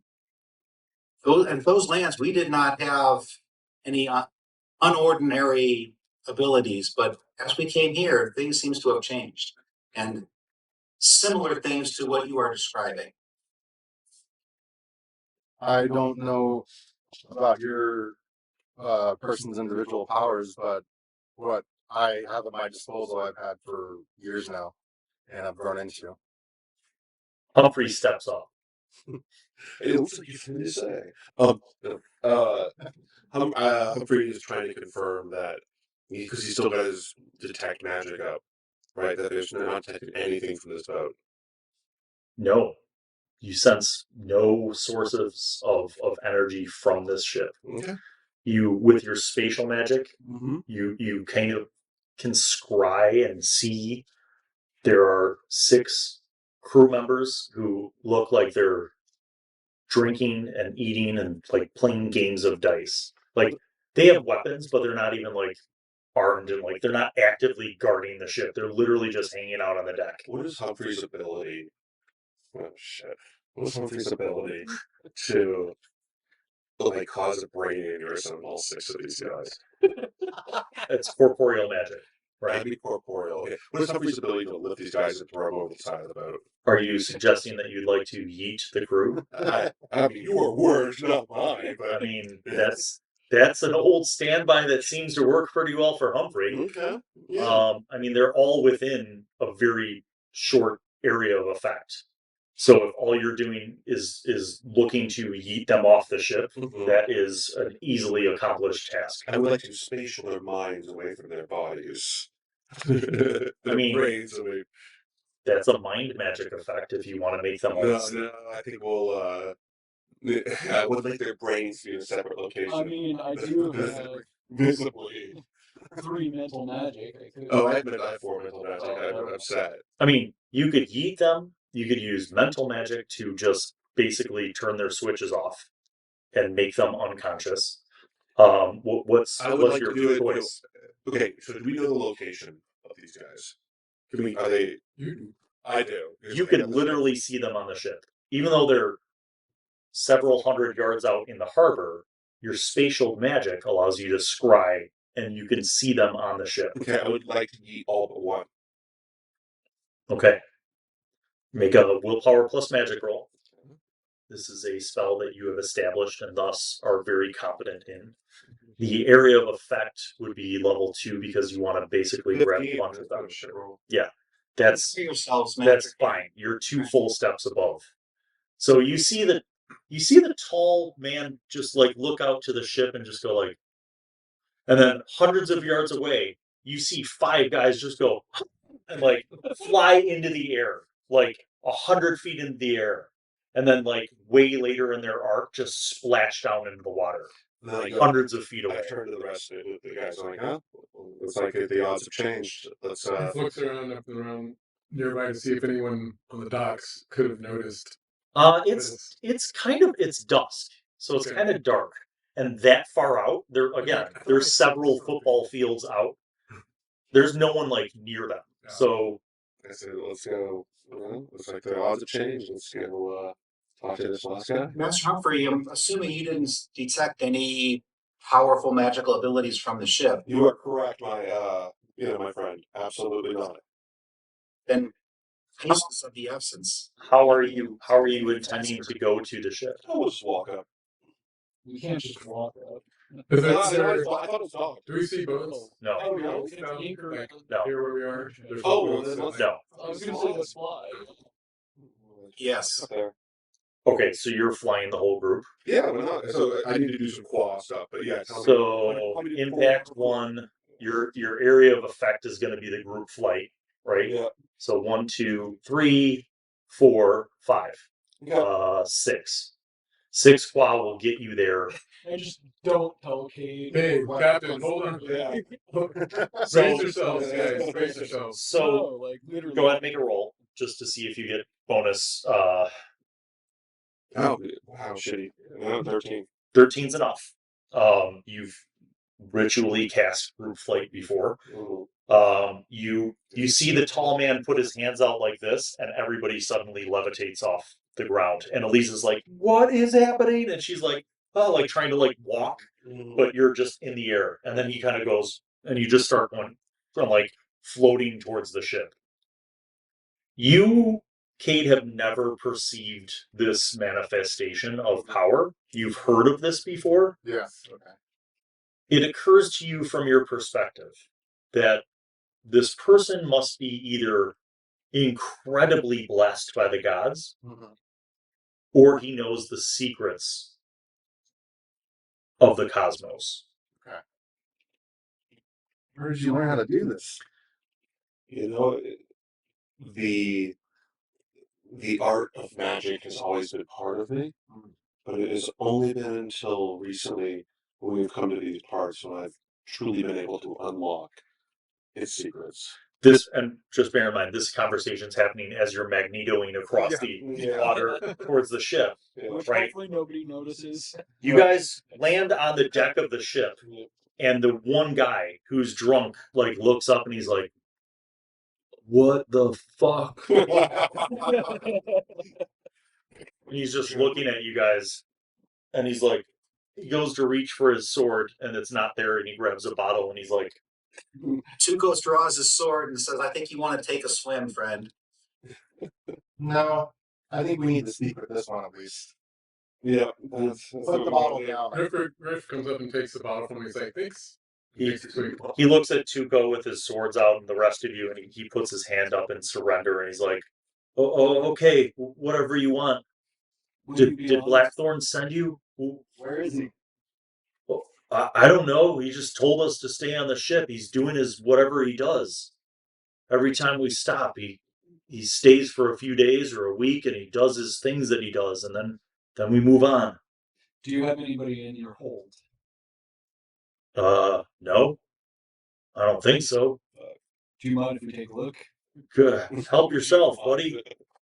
Do you mind coming with us? Okay. I'm asking nicely. He stands up and falls down, and then he picks himself back up, and he walks over towards the stairs, and he kind of is bracing his hands on the wooden walls, and he starts to stumble down the stairs. Can I grab the man? Not like assaulting him, but I grab him and I cast all the poison.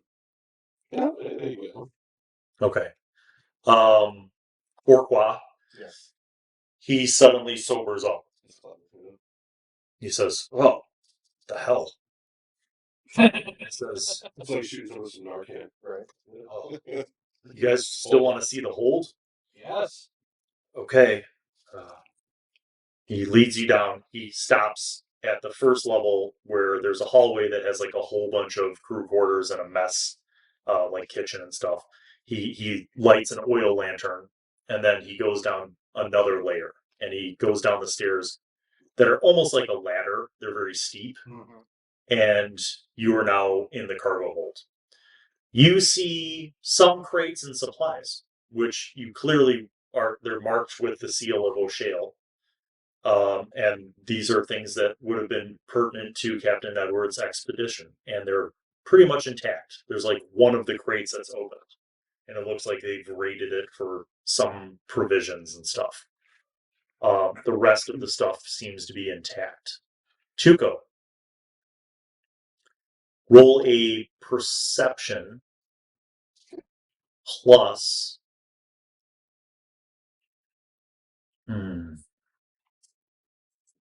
Trying to think of what the most appropriate combination for this would be. Perception plus survival.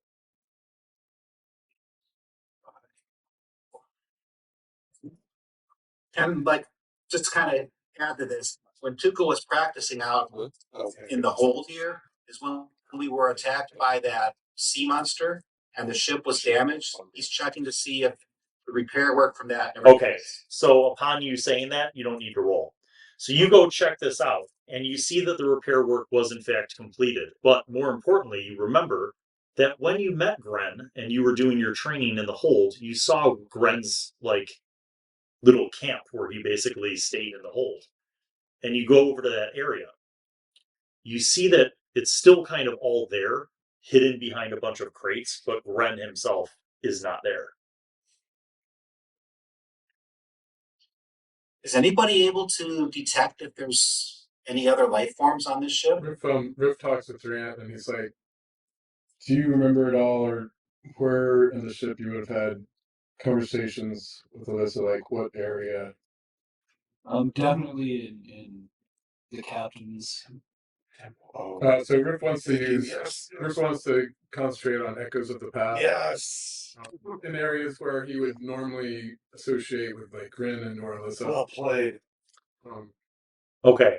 Do you want to start in the cargo hold? Yeah, let's start. Let's start where we are. Okay. So your area of the cargo hold, so it's going to be 1 for impact, 1 for target, 2 for area of effect. And I'll run Mind Link while he's doing that to share the information amongst all the people. Okay, and 1 for duration. So 1, 2, 3, 4, 5. 5 qua, make your roll. And it's a willpower and magic. Willpower plus magic. That's the good one. Potentially. Can I teleport inside of somebody? 25. All right, so you have this immediate sensation of a flash of montage images. You see that the hold for the most part has been empty, and you see occasionally some crew members will come down, lift the lid off of this one crate and pull out some bags of grain and some dried fruit and dried meat. You see back further as time goes on, rewinding to the point where the ship was attacked. And you see Gren coming down into his hidey hole and hiding in that spot. And you see him there for a while. Then you fast forward and you sense that the ship has stopped, that it's maybe anchored. And you see Gren sneak out and leave the cargo hold. But at no point in that vision did you see anyone abducting Gren.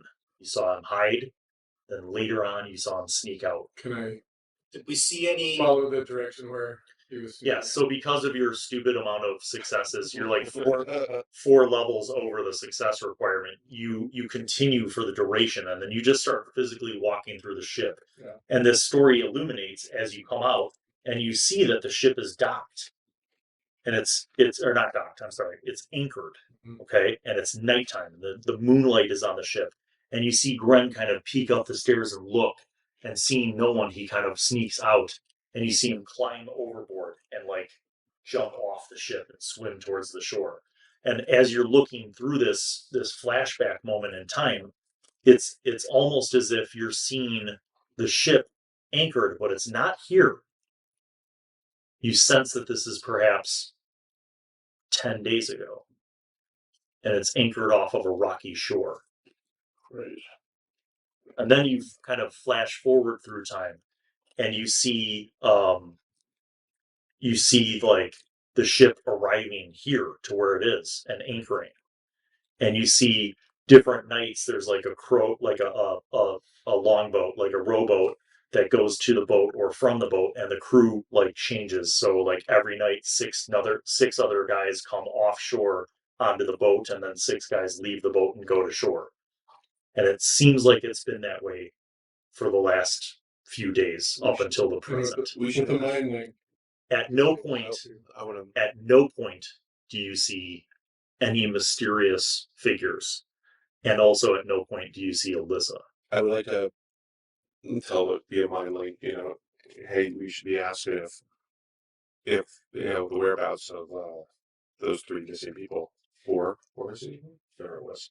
Oh yeah, and by the way, Cade experienced Mind Link? So you're just getting this flood of Am I a part of the mind link? It's Yeah. a transcendent experience. Wow. so, you're listening into the thoughts as they echo through this chamber, and you've just witnessed that whole scene. You hear the narrative voice in your mind of Riff as he's describing all of these impressions, these moments in time. They're kind of like a montage of snapshots of all these things. And you hear like the crosstalk in the mind of like, what could it mean? And like, oh, this, I wonder if these other 4 people have been seen. Why wasn't Alyssa there? Gren must have escaped. I recognize Master Riff, can you go back further in time to when the ship was taken? Yeah. You could. So you dial back Yeah. and you dial back weeks and you see the night that the ship was taken by the mutinied crew, and you see the battle, and you see Estroff turn into a bear and start shredding people, and then you see this figure dressed in kind of full pirate regalia, like a, you know, poofy shirt with like a vest and a jacket and like black hooded cloak over all of that, just appear at the stern of the ship and just blast out. And you see like some force type power just slam into Estroff. And you see Estroff tumble over. And as he's tumbling over, convert from a bear into himself and start floating away. And you see like, you know, the figure like commanding, you know, the crew to get to work, and the crew's like fearfully doing what they're supposed to do. And then you see the figure like put his hands up, and this gust of wind just starts filling the sails, and the ship just starts taking off. Yeah, We gotta find this that guy. kind of takes it back to what we remember at the. As you walk around, continuing, you go to Captain Edward's quarters, and in the flashback, as you enter the room, you see Alyssa like looking around, and she goes under his desk and kind of hides. As you fast forward through time, you see this mysterious captain enter the room. His face is shrouded in darkness in an unnatural way. Like light seems to hit him from everywhere else, but his face is shrouded in darkness. You notice that there's something not right about that, but your knowledge of maybe energetic or mental magic is not something that allows you to perceive what it is. Can I give him a boost? So you're on the mind link with him. Yes, I'm willing to say please if I have to. What you want to try to do is perceive using mind through the temporal sensation. All right, make a roll. Now, this is the best example. This is the best example of an effect because it's not something Humphrey's practiced. Yeah. So the difficulty is slightly higher. Yeah, bring it on. But Man. make a willpower plus magic roll. Okay. 18. You are not just mind linked through Durant's connection, but your mind is now experiencing the temporal resonances that Riff is connecting with. And in your perception of that, almost like you're with Riff in the flashback, you see this captain, but you see his face. Sham. It is not Sham Tetra. No, it's not Sham Tetra. But you see his face. And you see that he kind of appears like a fair-skinned Iraqi man with like a mustache that's like wax tipped and like a pointed goatee and like sideburns and like just looks sinister. Like long curly black hair and kind of like a pale fair skin complexion. Greasy. And he looks in this flashback, and you're watching this, you can't see the face that he can see, right? But in the flashback, you see him enter the quarters, and he gestures with his hand, and the lamp glows brighter. And then you see him, and you hear him say, "Come out, I know you are in here." Shit. And you see Alyssa, like after a couple moments, Alyssa kind of emerges from underneath the desk. And he says, "We have much to discuss, Alyssa Hanaduthis." And you could see in her face, like, kind of terror. And you can also see recognition, as if maybe she knows who this person is. That's what will end this episode. It's only been an hour. We're not ending this episode. But you see that there's like recognition. And you see her her like approach him, and then they kind of walk out onto the deck of the ship, and you're following, and you guys are all like following Riff as he's sort of like in a trance walking around, and Riff, you're perceiving this, and you see that like they're on the ship and it's moving extremely fast, and he's like at the helm of the ship, and the helmsman is like steering the ship through these rocky waters as the ship is just going like at motor speeds, right? The wind is just, and you see Blackthorn talking to Alyssa, explaining something, but it's almost like you can't hear what they're saying in this flashback, and she's like has kind of a resigned expression, as if she's not very happy about what he's saying, but she's like acknowledging what he's saying. And then you see like at a certain point, like he points off, and it's at this point now it's day, and like there's light, and he's pointing off, and you see an island in the distance, and he nods there, and he's explaining something to her, and she nods. And then time goes by again, day and night, and at nighttime you see they anchor, and you could see a coastal village, and you recognize it. It looks like the village of Hadam. And you see that he gestures to some of the crew members, and they lower themselves off onto a rowboat, and they start rowing towards the shore. And you see he's there waiting with Alyssa, and the moonlight's kind of lighting the ship. And some hours go by, and you see the crew return, and they have somebody on the rowboat with like a cloth bag over their head. For fuck's sake. And then you see this repeat the following night. This happens again and again and again. And the sum total is you perceive these 4 kidnapped people from Hadam. And then you see the ship continue sailing. And then you see to the point where they arrive. And they arrive at the port city of Sassalam. And at night, Blackthorn orders the crew to go off into town and leave 6 of them behind. And this time he goes off onto one of the rowboats with Alyssa. They make multiple trips, and you see them all go into the town. Taking the hooded Yes. But captives. you can't perceive where they go, Right. because your perception of that time is time to where you are at spatially. Do you have spatial magic? And if so, at what level? I do. I've got 3. Oh, pretty good. That's recent What? addition. Well, Learning from Humphrey. Make another willpower plus magic roll to tie in your spatial magic to extend the range of this temporal understanding. 19.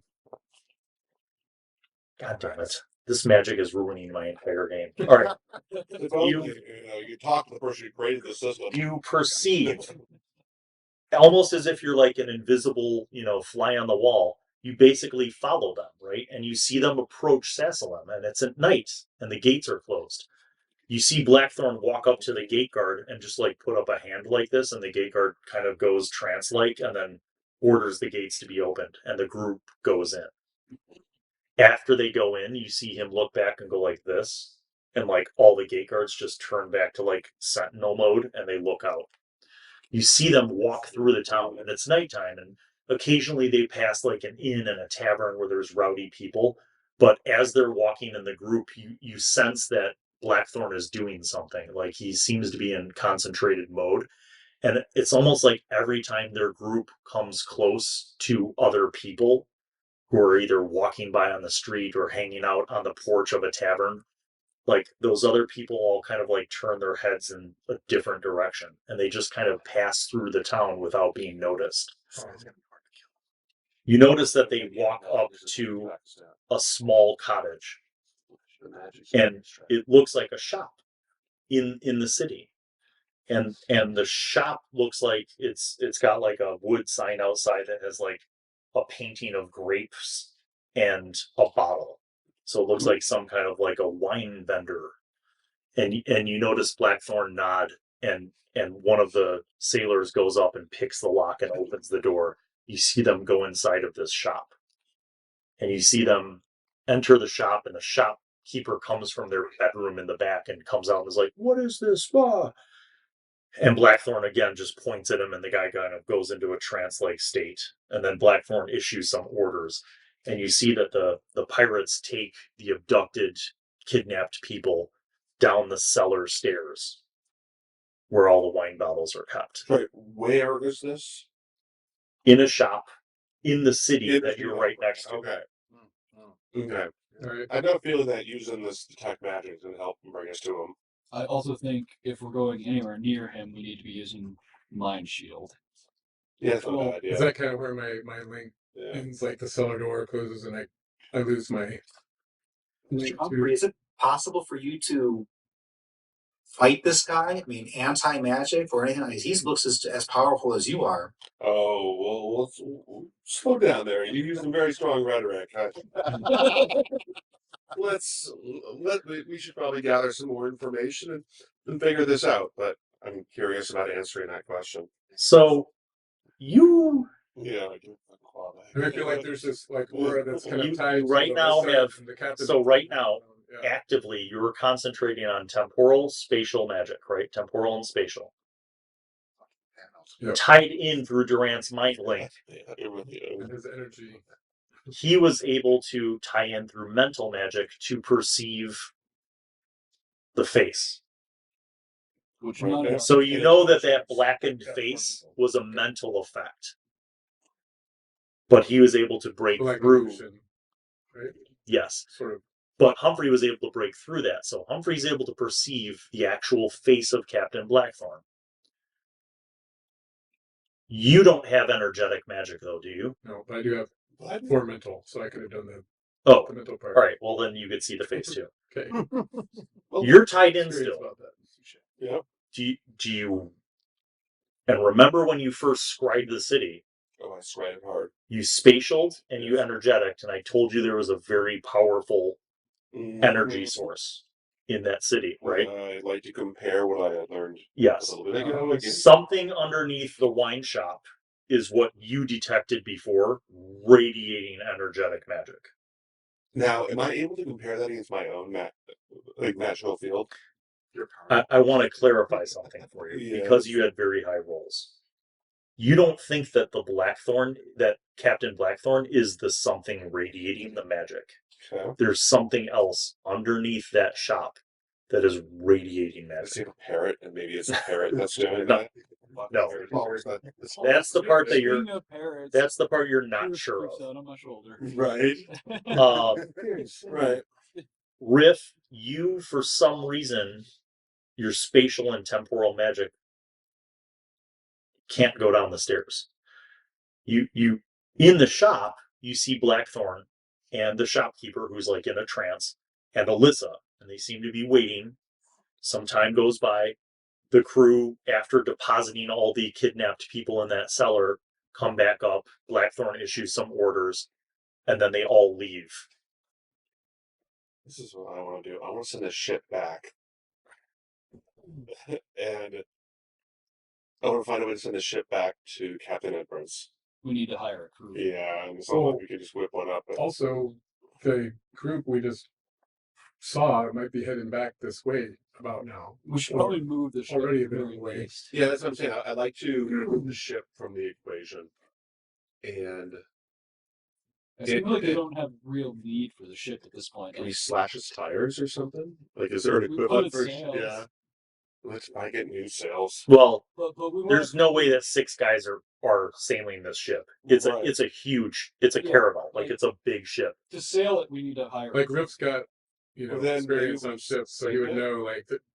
There's no way we work can it do out. it ourselves. Yeah. Do we want to?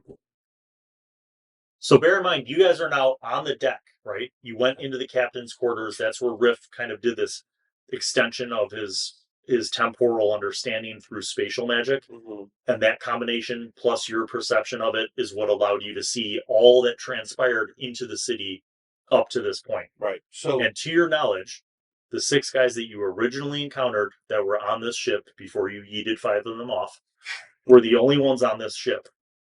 The others, as well as Blackthorn and Alyssa, are unaccounted for. okay, so there was a couple dozen of these assholes.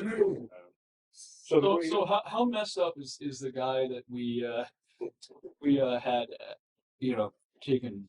We still have him with us. No, yeah, cure poison. and all that. Did we Like, Yeah, right. when I did the mind link, I probably like was just doing an area of effect and not really thinking about it, so I probably projected all this into his mind. So like, what's his reaction to this? He's drooling. Yeah, he's like, what's happening? He's like, I was drunk and now I'm hallucinating. Here's my question. Here's my question here. Do we think that we run the risk of Blackthorn getting out on the boat and going somewhere else in the next overnight? I do. Yeah. Would it be possible for Can, the ship to disappear or have an image of the ship leaving? Might as well at that point Well, just burn the boat can down. Riff ascertain our ability with who we have to move the ship somewhere else? With a small crew. You would need a crew. Now, Okay. if you're talking about this over the mind link, Yeah. Captain Elysia says, I have a crew. I could put a crew together in an hour. The other thing that Riff wanted to say is, Humphrey, do you still have the spheres to help control I would never leave these the balls. water and the air? I And feel like they're part of me, connected. I'm thinking with these magical means, if I don't know how well accustomed or tuned you are to these things. So You could use You're holding those balls right could now. use the elements to help us Yeah. speed of I waves. want them to right? go around me. Does It Cade shows- recognize any of these things? Anything we're talking about? No, the balls that he's holding in his hands. They're more like Do you? chugs. Yeah. Do you recognize something? So one of them May look something. is a small white orb that has kind of a Yeah, swirling, cloudy vibe to it. A little bit. I think And you gave them all. Oh, okay. you've seen something not- similar to that, No, didn't they get but this is a destroyed? really small one by Yeah. comparison. We kept them. Yeah. We kept him in somebody's And bag. you know what the white Oh, they're in that furs. bag of holding. You know what the white That's furs right. protect. Yeah.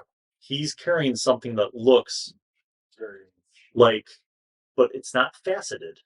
right. It's not crystalline. It's It's a a sphere. So it has similar properties, but you've never seen one that has taken this form. Right. And Humphrey's holding it? Yes. Anyway, the question is, if we need to speed away by magical means, do you think you would be able to harness the power of these things to help us if Yeah. it comes to that? Of I course. mean, I still want to hear what Captain Elysia has We to still say would about need a crew. a to- crew, as you were saying. Sorry to interrupt. She's like, "Are you serious? Are we really stealing this ship?" Yeah, we are. We're not stealing She it. says, "What about the people from Sassalon who've gone missing? You might be looking Yeah. for people. No. There are dozens of people who've disappeared in the last 2 weeks Well, from this city. if we can get a crew, There's posters, missing posters on bulletin boards and nailed up to the posts of Well, inns everywhere what's around the that? city." we'll find those people in the city. What we need to do is we need to move this ship so they can't use it to escape. She says, "I can put together a crew and move this ship.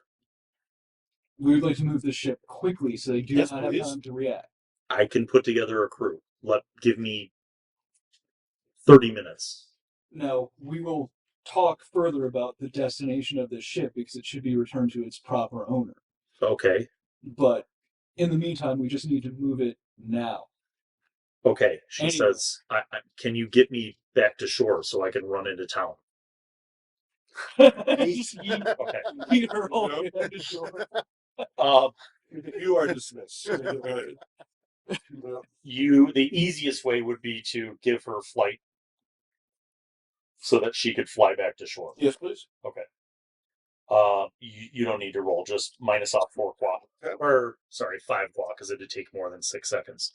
So she, like, you basically imprint this on her, and she just kind of, like, goes and sort of awkwardly starts flying towards shore. Like she's still trying to walk while She flying. she crashes into the wall. Oh, No, just It's like, it's So- rising all over minutes. Elysia gets to Yeah.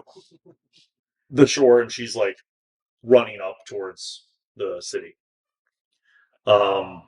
You guys still have the one pirate. He's like, so he's like, you understand that, like, I'm only doing this because Blackthorn said he would kill anyone who didn't do what he told us to do.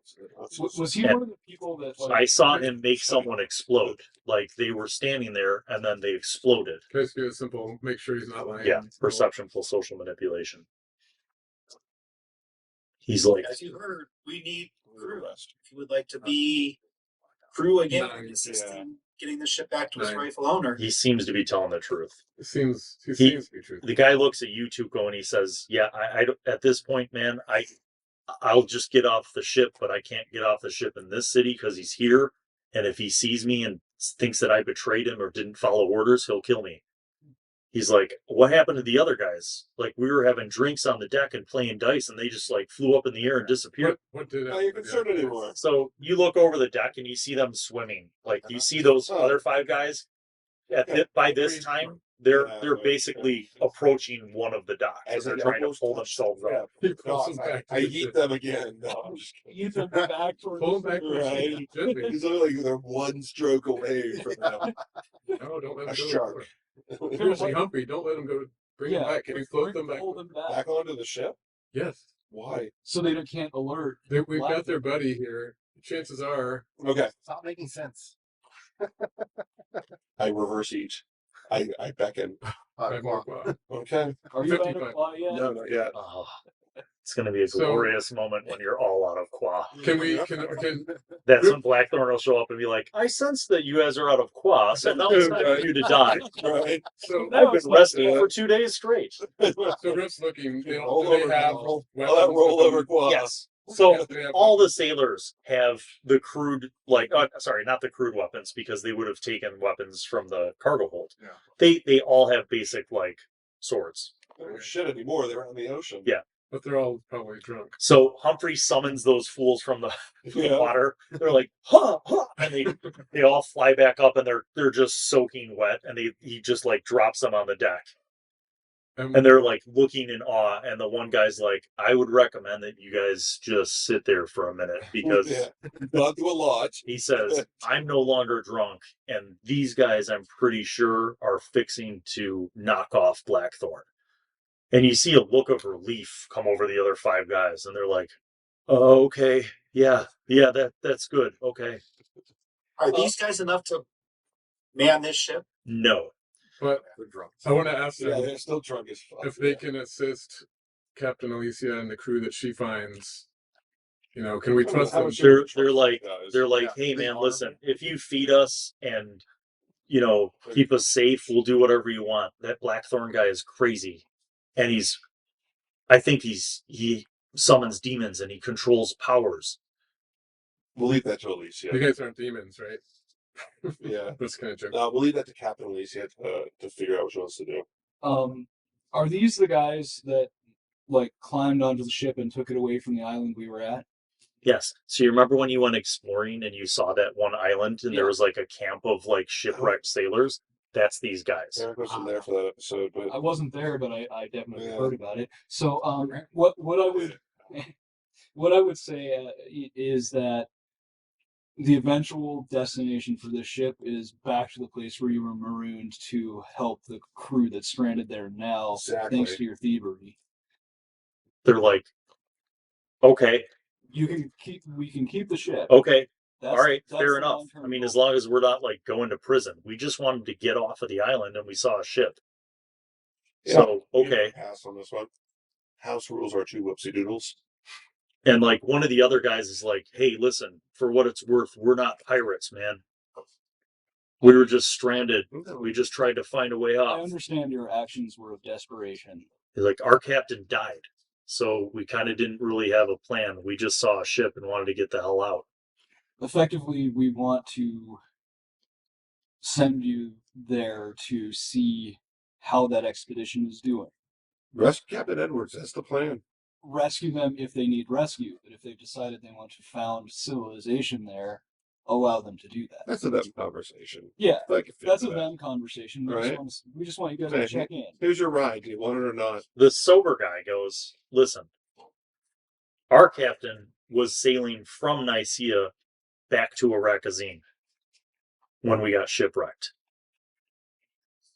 We have no ship. We had barely any supplies, what we could scavenge that was floating. We found that island." What shipwrecked you? And he looks, and you notice he looks at the other guys for a moment, and they kind of like, they shake their heads, and the sober guy says, "I'm not really sure. It was pretty calm waters. Captain was confident to sail through. We thought that maybe, we had enough supplies to make it. It shouldn't have been a problem. It wasn't a dangerous run. Then something really strange happened. There was a storm. The waves became huge. And we capsized. And you see one of the drunk guys go, "That's not what happened, and you know it." Speak the truth. He says, "It wasn't just waves. It was the thing in the waves." What it looked like. And the sober guy says, "I can't be sure. It was night. It was dark. A couple times there was lightning during the storm that flashed, and some of the crew said that they saw something in the waves. Something huge. Massive." Tuco describe the thing that we fought and see if that was the same. Bill Allan has no idea what you're talking about. You guys have fought a lot of shit. Be a little more specific. On that ship, Understand Right. so I think my recollection is like an octopus, a giant creature, attacked us, and the ship was leaking because it hit outside of the hull. Really don't remember that. I don't know that I don't think they would recognize that. They don't. They're like, I don't remember tentacles or anything. I just We remember. went to the top of the ship and we were fighting something, but I don't. He says, remember too much. I think whatever it was. Did you hear it say? Did you hear it at all? No. There was a sound right before it hit our ship. A terrible sound, like a deep, low, reverberating sound. But I don't think it was language. I think it was whatever that creature was made that sound. Then it hit our ship so hard that it flipped us. It split the hull, and it was every man for himself. Dozens of the crew died. Most of the stuff sank. When Cade and his brothers, this is meant, I suppose, when Cade and his brothers fought the creatures that they encountered, that they encountered, I'm sure he heard extensively the creature make sounds and whatnot. Did he recall ever hearing a sound like that? Like that might have been in that general description? Yes. So Cade's going to... The sound that happened just before your ship. Yeah. So Cade's was a extraordinarily low, reverberating vibration. So Cade's going to use like an effect, I suppose, to mimic that sound and say, does it sound like this or anything like this? And he uses his corporeal magic to affect himself to recreate that sound. Ooh. Okay, this is an effect. Or qua, make a willpower plus magic roll. 24. Good lord. All right, not only do you do it, but you do it so accurately that all 6 of the crew members are immediately shook. And they're like, oh, and they back away in a panic. It literally instills fear. And they're up against the edges of the ship, in mortal terror. And the sober one, after 10 seconds, the sober one's like, yes, that was it. That was the sound that we heard right before the ship was hit. I fought this creature with my brothers when we were shipwrecked. And we fought it off and escaped. When we escaped and the storm was still raging, in the distance we saw what I now know is the Karsh. And it sent a tidal wave capsizing our boat, destroying it, shipwrecking us. And you see, when you mention this, you see the sailors look at each other and they're saying, that's not possible. The Karsh. How did you see a Karsh? No one has seen the Karsh in generations. We saw it. He was riding that tidal wave of sort, somehow riding the top of a tidal wave that crashed into our ship. Are you My sure brother- that he was riding a wave, or was he riding a thing? It was from a distance. He didn't get too close because my brother shot it with a harpoon and wounded it, maybe killing it. I don't know. But the wave still hit us, and then we had other things to worry about. He says, I've never heard of such a thing, but that sound you made, there is no doubt in my mind. And all of them kind of nod in agreement. He's like, that was the sound that we heard before the ship was wrecked. We didn't slay the beast, but we wounded it grievously. Like Cade's like extremely tense right now because even though he's not triggered by the sound that he made, but just recalling all the memories of that terrible night. You are in fact taken back to that night. Do you have temporal magic? No. Would you like a little? You try to trigger me. I mean, get Cade some PTSD right now. That's right. I mean, you have done things before where you have, through a mind link, accessed other means of perceiving things. Cade, your ability to reconcile what happened the night of your family's shipwreck has been exclusively held to the dominion of your personal perceptions and memories of that time. Right.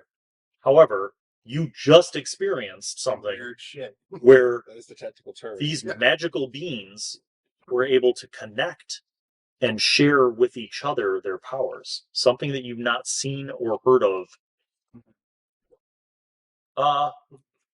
Something that you've not seen, but you have heard of. Right. Gotcha. You have heard of jade sorcerers in Sakura who were able to connect their power. Mm-hmm. It's kinda like an But origin. these people who you've just met seem capable of doing that.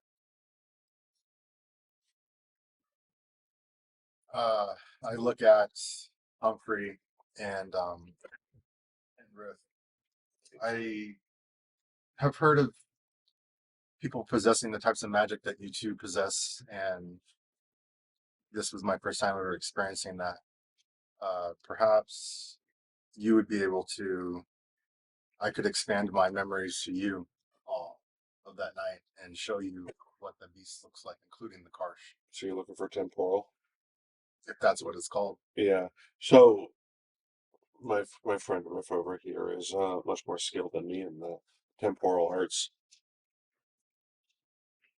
If you combined mind and temporal to link in with Kail Right. With our powers to combined. perceive his memory of that,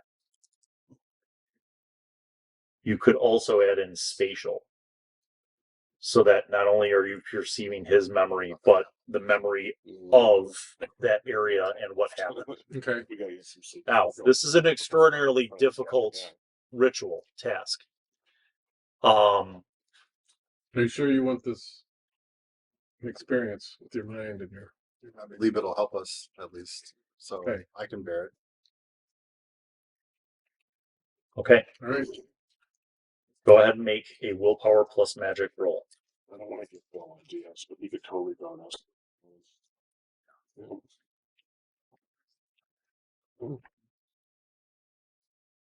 14. Okay. That is sufficient, but not supreme. So you take yourself back through his memories. Can I also, since we're in the mind link, can I also, look at this from a spiritual bent? Give him guidance. Right. You can do it. Interesting. What level of spiritual magic do you have? I have 3. Okay. So Riff, you're going to commit to 6 qua. Durant, you're going to link into that and enact spirit to perceive. That's going to be 5 qua. Okay. And then Durant, make a roll. Perception This is going to be a perception plus magic roll. plus magic. And we're not linked into this. It's just those three. Correct.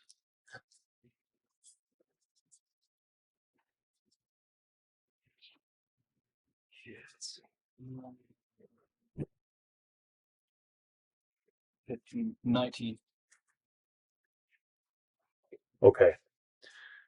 As Riff, Durant, and Cade make this connection,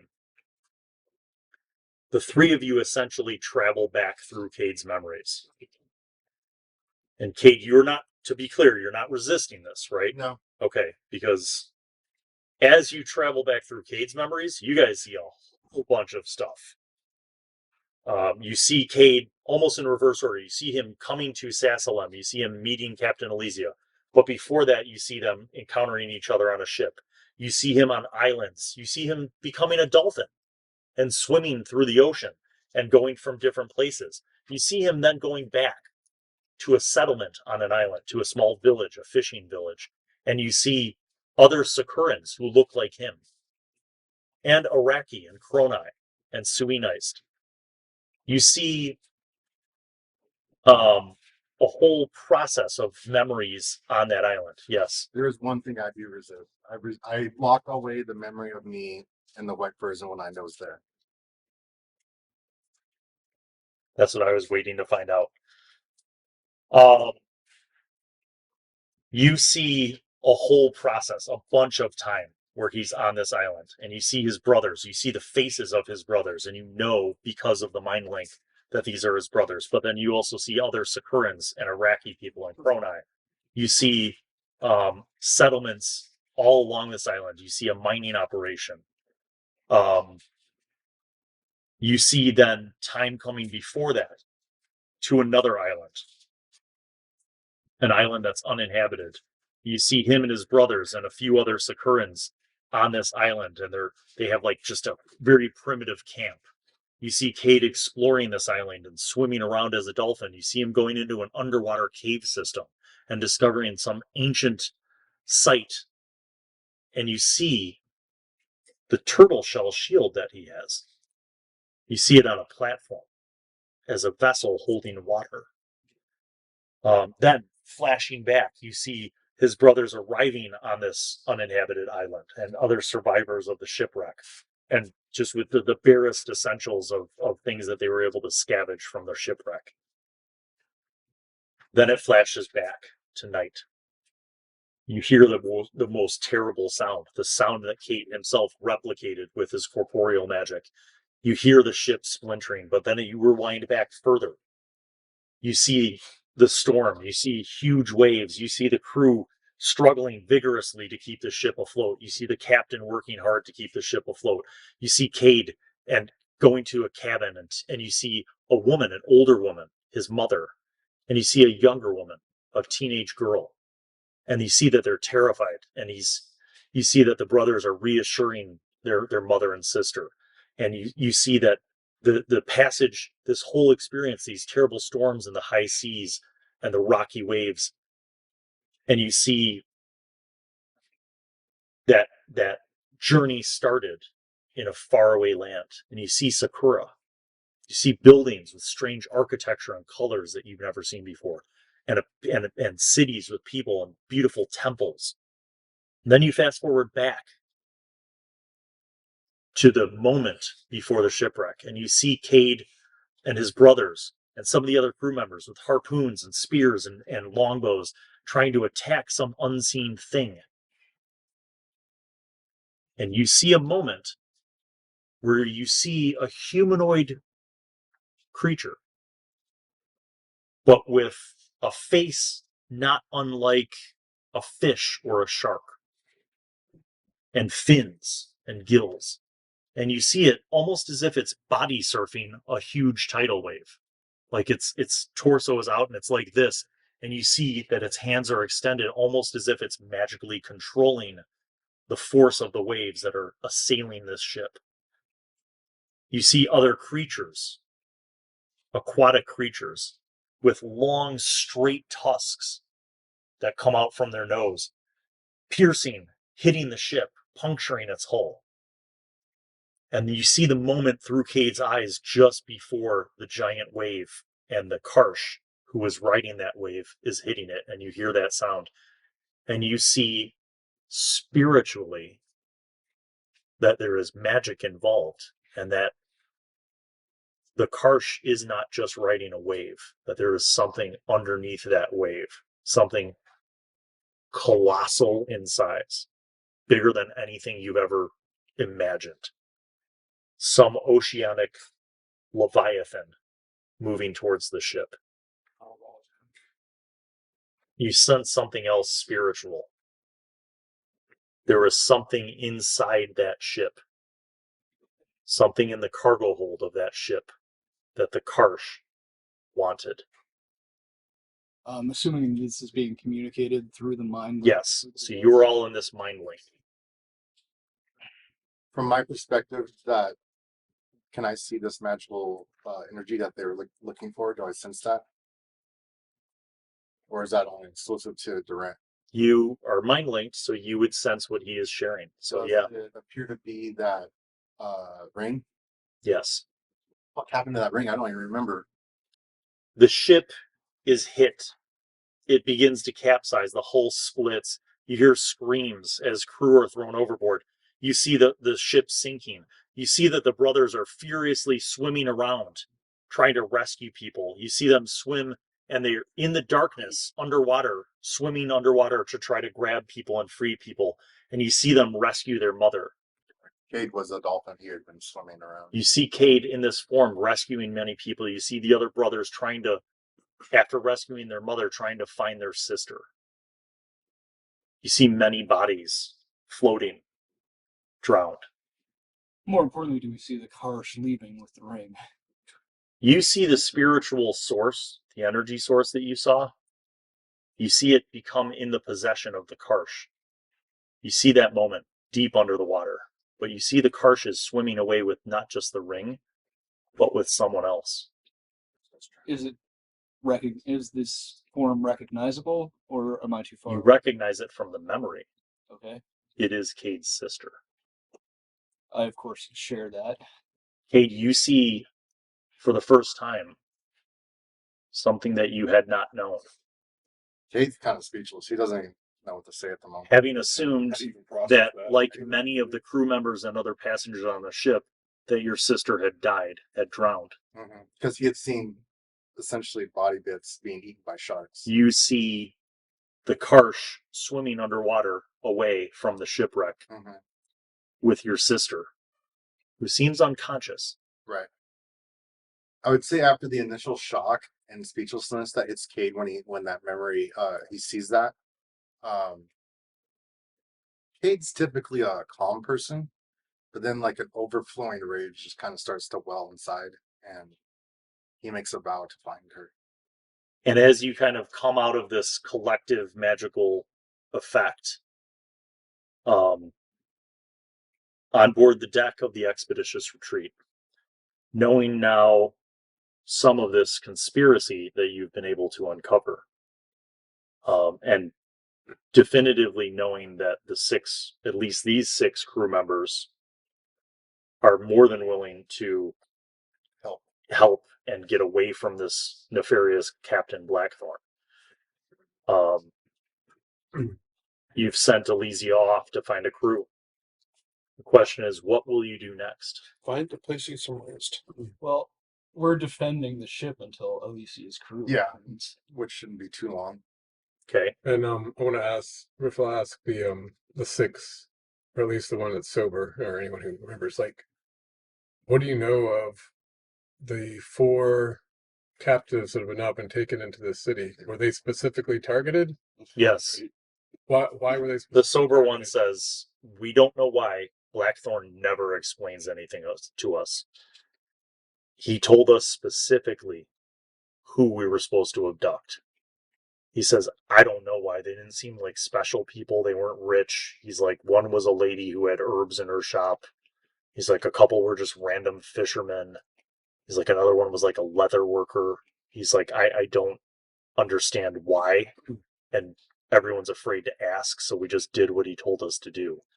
I surmise that perhaps he was attempting to construct some sort of equipment or some sort of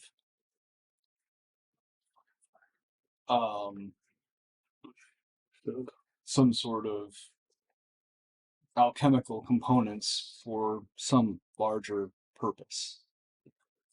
He's like, if he is, it's not on the ship. He's like, you've walked around. There's nothing on this ship that would convey anything. He says, I just know that, like, since we've been here every night, he has a new list. And it seems like it's like 4 people every night that we abduct. It's 4 people. He says we Are there took any 4 items? from that little fishing village south of here. He says, but every night that we've been here, we've taken 4 people from here. this city. So you increased? So originally you were only He taking says, like well, not us. He's like, we're on a rotation. He's like, but when you're in shore, the other 18 crew members each have assignments. And he says, so, I mean, we've been here for, 6 days now? He says, so, I mean, he's got 24 people down there, plus the ones that we took from that little fishing village. Chain lightning. I got a question. Hearing some of the details about how they're collecting 4 people every night or whatever, Cade tries to search his memory and try and recall any. He's assuming it's some sort of dark ritual that involves 4 people, maybe sacrificial or something similar. Trying to figure out what this person's doing. Perception plus magic. 17. From what you guys have gathered, none of these people seem to be particularly important or influential or wealthy. Special in any way, they just seem ordinary. Yep. They seem to be a mix of gender, age, background, skills, Culture. culture. What level of corporeal do you have? And what level of spiritual do you have? Okay. As you think back, you're not thinking about necessarily those facts, but you're searching for answers of a more mystical and esoteric nature. From your Sacuran understanding, the celestial bureaucracy is all about balance. Right. And you know that it is possible for things to be out of balance. Oftentimes, when the order is out of balance, it is because people have delved too far into chaos. And that through that chaos, they have done sometimes great things, but sometimes terrible things. Mm-hmm. You have a feeling that somehow the abducted are being used, to be sure, for something, perhaps ritualistic. Mm-hmm. And you're not exactly sure how, but you feel like it has to do not so much with who they are, but maybe what they are, or what they may be connected to. Are we still in a mind link situation? Like, is that information being shared through the mind Sure. link? I kind of bring up these suspicions and say that it's so strange, but they got to be connected somehow. Given It seems random. Given what Durant has read, could there be a spiritual connection with these people? Like maybe they represent things within the spiritual realm. Maybe they all share the same thing. I don't know. Do you think that out loud on the mind link? I do. It occurs to you that you don't know much about these people other than, in some cases, like their occupations. But you don't know what their faith is. So we did look historically at some of them, correct or no? You For the ones from Hadam, you knew basically their basic, their Iraqi but ethnicity. we never looked back into their history. Right. Like, so we didn't really Correct. get a sense of what fate they might follow. Okay. And we didn't do any sort of like echoes of the past usage to like see what they looked like, to see if there were any like religious symbols attached to them. Correct. Okay. All right. So The magistrate said they weren't related to each other in any obvious way. So by your count, 4 people from Hadam and 24 now have been captured in Sassalam. And Cade, you can confirm this because you've seen these missing posters all over the city. You know that like the crowned, the representatives of the crowned, like have the militia out searching for missing people, and so far nothing has turned up. When you and Elysia basically stopped an abduction from happening in broad daylight, We tried. right?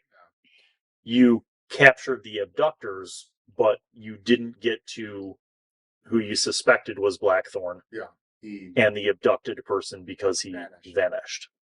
We need to find this basement where you couldn't see within and where the abducted may be. Needs to evidence if they are no longer there. So it feels to me like we have a moral dilemma. Do we go and get some rest to refresh everybody and make us ready for a fight, which we fully would expect to happen when we find this basement? But knowing that 4 more people will probably be abducted. Correct. Oh, let's wait. dying doesn't help anybody. Well, Let's wait for. and again, it occurs to you that when you guys stopped that abduction, it was a single person, number one, and it was in daylight. Yeah. According to these pirates or these sailors, all of the other abductions were performed by the crew at nighttime. Do you guys any idea where the source of this Captain Blackthorn's power comes from? Any suspicions or anything you've seen him have access to? That Like- building, right, with the basement?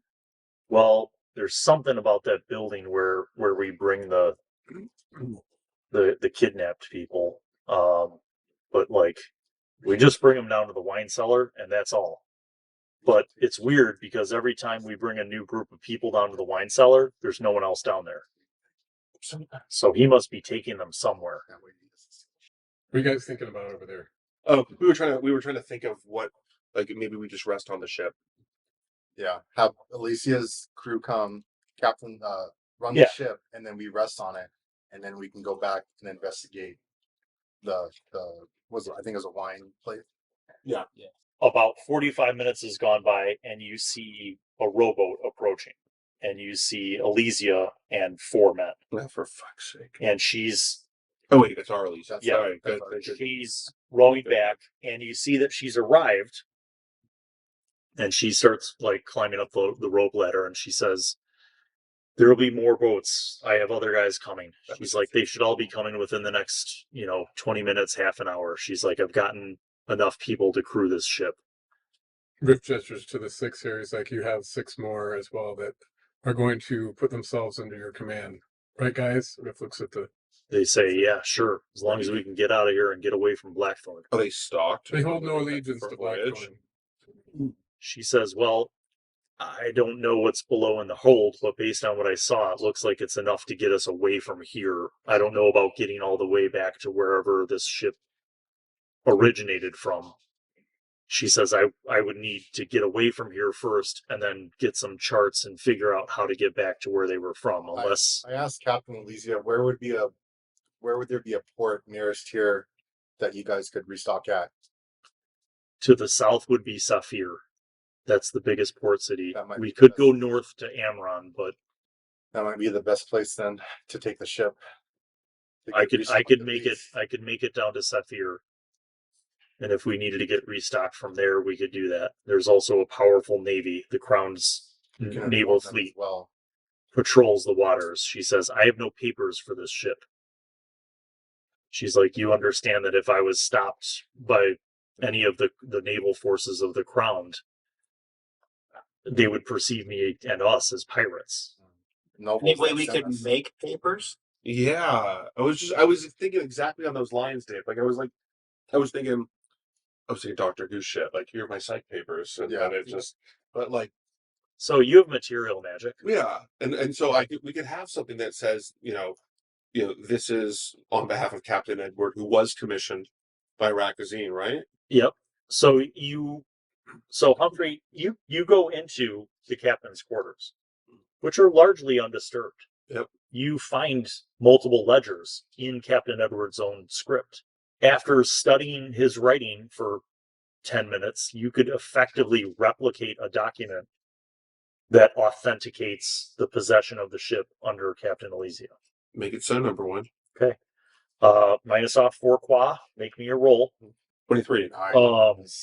It looks With a flourish. Yeah, it looks more You got a authentic than the original hologram in here. document. What the It's fuck? real. Yeah, Right. you even replicate the seal of the company that sponsored the expedition. Jeez. So upon crafting this, Elysia in amazement is like, okay, well that'll do it. She says so. High priestess. She says, Oh. "Is this?" She looks at you, Cade, and she looks at the rest of you. She says, "Is this the plan? Am I sailing this ship to Saphir and then waiting for you?" Yes. Riff turns to Durant. He's like, brother, how well can Pierce do? Would you be able to send him with the ship, and he could get back to us if there was I any can. problems? I think. Isn't that But a hawk traveling that many miles is a long task. Well, we can still do mind link or not mind link, but like message or something. Yeah, I guess. Communicate. With Elysia? Yeah. Yes, you could. That works. All right. So basically, what happens then is a few more rowboats show up. The men get on the deck. She has like a meeting with the crew and explains what they're going to be doing and puts them to work right away. Elysia looks at you guys as you're climbing up the rowboat. She looks over the board and she says, "Saphir, I'll wait for you there." And she looks at you. I clasp hands with Captain Elysia. Say good luck and be safe. They pull anchor and they start heading out of the harbor at night. Wait, do we? You guys get back to the shore on a rowboat. You step off onto the dock. We need to find a place to sleep because Yeah. we tapped. I know a good place if you have the coin. It occurs to you guys that you guys, dads, saw Estroff and Varys and Torlin talking to this man earlier. If you have. But you don't know if he knows that Estroff and Varys and Torlin were with your group. We'll leave that as a mystery for him. Okay. Fair enough. In fairness, he did see the memory of Estroff fighting on the ship. True. Yeah. I seem to recall the short man with the two, I'm guessing guards who were carrying a boatload of treasure in their arms. I directed them to a very nice inn and restaurant. We could all go there. Yep. Sounds like a good place to go for the evening. Hopefully they The don't get cuisine robbed. is of my homeland, so I think you all are in for a treat. So, you guys head to the Slow Deer. You walk into this city. For you guys, it's the first city that you've seen since you came to this world. And it's early evening still. Let's say it's like 7 p.m. The streets are bustling. Every corner you pass by has a tavern or an inn, and there's music and people singing and laughing and drinking. There's vendors at night with like torches or lanterns that are selling things at their carts. You pass through and there's like a central plaza area, and you go down, kind of turn down a street, and you see a single-storied stone-walled building with a red tile roof, which seems very strange to you. Why is it strange? Except it doesn't seem strange to you because you saw his homeland. The roof style looks like the kind of buildings that you saw in his memories of Sakura. You enter this building. You're greeted. The innkeeper recognizes you and he says, "Oh, you're back for dinner and you've brought friends. Thank you. Most fortuitous of us." He's like, "Chef Zhao will be quite pleased." He's like, "Please come. I will bring you a table. Will you be needing rooms tonight?" Yes. Yes. I'll I'll clean up some spaces for you then. Yes. And you guys enter, and he starts to lead you over towards a table, and you see a large round table, and you see at the large round table Torlin and Varys and Estroff. And Estroff is like, my friends, come over. We're having a wonderful time. Drunk off their You ass. must taste this rice wine. It is fantastic. It's hot or cold, and it's equally as delicious. And he laughs. He's got a pipe. So you guys join this large table booth, and you begin kind of like talking. Do you fill in Estroff, presumably? And okay. Torlin and Varys are just happy to be at a place where they, feel comfortable and have actual food, and they're drunk as well. Food comes out. It is exquisite, unlike anything that you've ever had. And Cade tells you that this is, the food of his homeland. So I would love to, like, if I can, like, through my perception of Cade's memories, could I remember the names of specific dishes? Yes. And, like, cut off Cade, like, as he's trying to name something, and, like, name it and describe, like, what it is. Yes. Some of the dishes you were able to remember, but you can't even pronounce the words because they're in Sacuran. So you butcher them, and instead of like cha zuki, you're like chop suey, and that's how chop suey happened. So then you guys have this great meal. At one point the chef comes out, and in Sacuran he greets you, and then his kind of speaks to you guys with a little bit of an accent, and he's like, "Welcome to the inn." He's like, "It is a great honor to have you here, and the friends of the family of Zhen." And he says, "Please, I hope you have enjoyed this meal." And he kind of bows and respectfully, and you guys then are taken up to, there is basically like a mezzanine level that is above and kind of overlooks the dining area. So after you have had your fill of food and drinks, you are escorted up, and there's like kind of a long hallway of these little rooms that are basically just cots with like a nightstand and a candle, and they're separated by like these screens that have like ornately painted fabrics that separate each room. So you guys basically get to, each one of you has your own little dorm. The cots are nothing fancy, but they're very comfortable, and you guys are able to fall asleep and gain the benefits of a long rest. Yeah, boy. It was an uneventful night for all of you. Lovely. You all, love hearing those words. you all regain your qua as You're gonna need it. as dawn arrives, and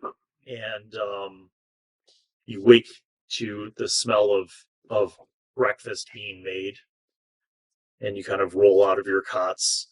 Baths are available. They have a separate house out of the back, which has 4 baths. So you can take advantage of the bathhouse if you so Yes, desire. please. Yes. All of you guys take advantage of an actual hot bath, and there are scented oils that are added. Oh, lovely. And included with the bath is a massage, and there's an artist who sketches you. Wonderful. That's what I'm looking for. They sketch you while you're getting your bath massage. Yes, it's wonderful, and there's like sweet oils that perfume you as you emerge clean from the bath. So does Humphrey pick hydrangeas as a smell? Oh, that'd be good. Yeah, lilies maybe. Yep. Like that. Some lavender and jasmine. After your baths, you enjoy breakfasts, and at the conclusion of all that, the innkeeper asks if you'll be paying for all the dinner and all the services.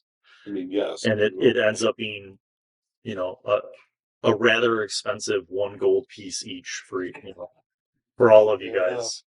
So now, so you pay that. Of my bag of holding to the mountains, the literal tons of treasure Yeah. that is inside A of gold it. piece tip. Yeah. Yeah. You do. They're very grateful for your patronage. And you embark on a new day, wondering to yourselves, what shall we discover today? What will we find when we explore this wine shop and its cellar? Will we find this mysterious, enigmatic enemy, this Captain Blackthorn? Will we find Alyssa how to do this and the other kidnapped people? What lurks below the city of Sassalem? What happened last night while we were all sleeping? Those are all questions that you likely are thinking of as you emerge, bathed, perfumed, and well-fed into the day in the port city of Sassalem. But we will find out answers to many of those things on the next episode of the crossover of the Dads and High Adventure. So stay tuned. We'll see you next time, everybody. Peace out. Thank you.